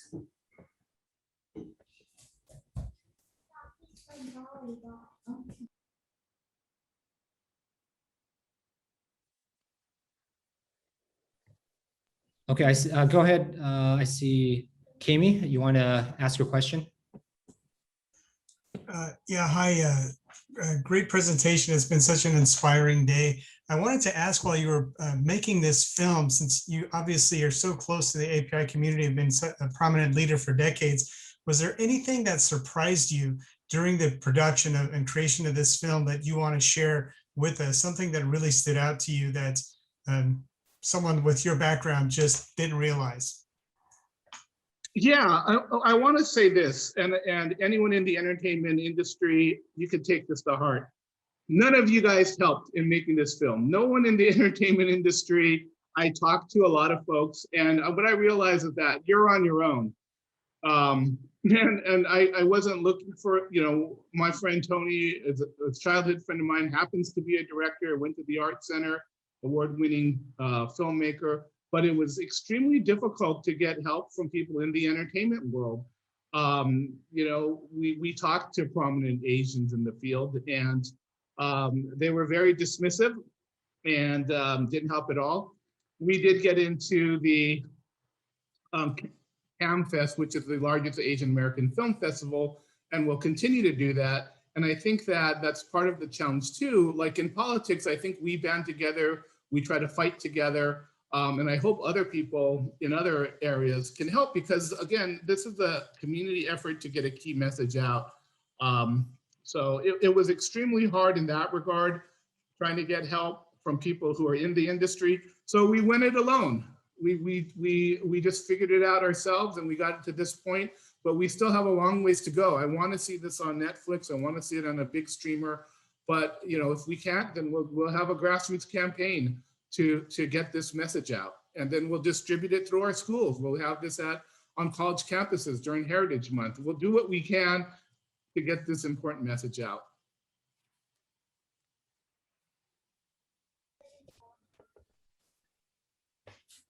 Thanks for that question. And just want to acknowledge a few people who have given so far.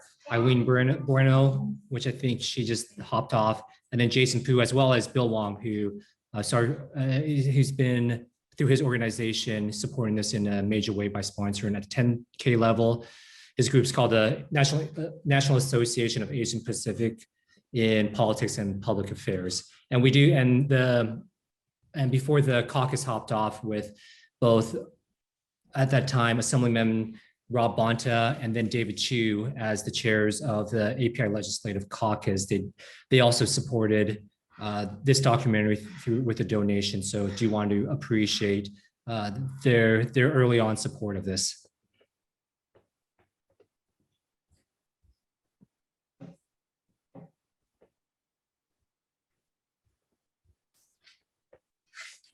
Do we have any more questions?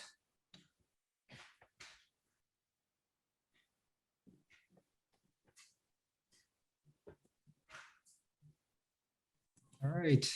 I have, this is Celia Andrade. I just would like to comment about, like the clips and the sharing of stories, which are very inspiring and brings to fore the experiences that we've had as a community growing up in the United States. It is, I think, very important also to point out, as part of this documentary, to put into focus the social and injustices that our community has been subjected to, beginning from when the Chinese were excluded, when the Japanese were incarcerated or penned into, like jails. And this has had some sort of like inculcated in the character or the sentiment of the rest of the nation, that just because we didn't say anything during that time and no protests were made, that we accept it, that we are very accepting. And then the second wave of the injustice and racial discrimination that was vested upon us is that we're the model minority, that we don't make waves. I think this is a disgrace that we are pictured as such, because we have a lot more to give. We have given a lot already, and yet it is never recognized because we don't make noise. You know, we never. I was struck by the question that was raised earlier. What are we fighting for? You know, like there is like Black Lives Matter. They fight for like, you know, like the people that were gunned down or killed or murdered by law enforcement. What are we fighting for? We should not be divided as Chinese, Vietnamese, Filipinos, or anything like that. We should band together as Asians, as APIs, and we should think about what are we really fighting for? What do we really want? We need our place at the table. We need our place in the sunlight. We need our place where people can say yes. You know, they're not only fighting for APIs, but they're also fighting for us Americans. So I think it's very important, because a lot of people don't know these injustices that we have been visited upon us. Yeah, that's absolutely right. And it's surprising that many of the stories that were highlighted in the documentary, many of the stories that were discussed by our previous panelists, you know, it's surprising to hear from today's, you know, just people here today about how few they know about the Chinese Exclusion Act or about the Japanese internment or even of the murder of Vincent Chin. So those are all stories that, you know, show that this has been around, and that's why we are having this before the 4th of July, almost since the founding of America, where there has been and continue to be injustices, not only perpetuated against our community, but other communities. And it's by talking about these stories, about going across the country to share these stories and to inspire hope for other people to get involved and to be engaged and active in their local communities, so that we can see more of the, you know, David Rue's or David Chiu's or the Betty E's, Fiona Ma's across the country in places like Atlanta or in Texas or in Boston and various places or Minnesota, where, you know, we don't anticipate or expect there to be leaders. And that's our effort. That's what inspires me to see that we are growing this, and you know, with your support and with everybody here, not only with supporting this, but, you know, telling other people about it by signing up and continuing to stay engaged, that we can carry this message out to a much broader audience. I think yes, I think that, you know, like one of the things that I truly admire was Judy Chiu having that legislator for the, you know, like the apology to the Chinese people about how they endured throughout history.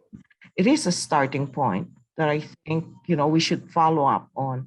It is not only that the Chinese that needs, that should receive the apology. The Japanese also needs to get that apology, you know, and things like that. We should look for that too. Yeah, and it all starts with organizing and mobilizing and sharing a voice, and that's why we've been such huge proponents of, you know, first basic action that we could all take is by registering to vote. Then we exercise that vote by being involved in the voting process, and, you know, the ultimate step is by becoming and running for office, so that as elected officials, that they can represent our issues, you know, having people like Representative Judy Chiu in Congress, who, you know, has been pushing the hate crimes bill. You know, it's fortunate that we have her, but it just doesn't start, you know, I mean, she started 30 years ago, and it's because of that we have her in this position that can be an advocate for us. So I want to just conclude, you know, stop that. I mean, I know you've all been generous with your time, and just really appreciate you're all being here today. Again, thanking all the panelists for their participation. Thank you, Jenny, for moderating this great session. Thank you to Ron for his vision in developing this, and thank you everybody here for sticking with us. So please share this with others, and help us get the word out and support this, and help us create this movement where there will be more leaders in these positions to fight for us. With that, thank you. Enjoy your holiday weekend.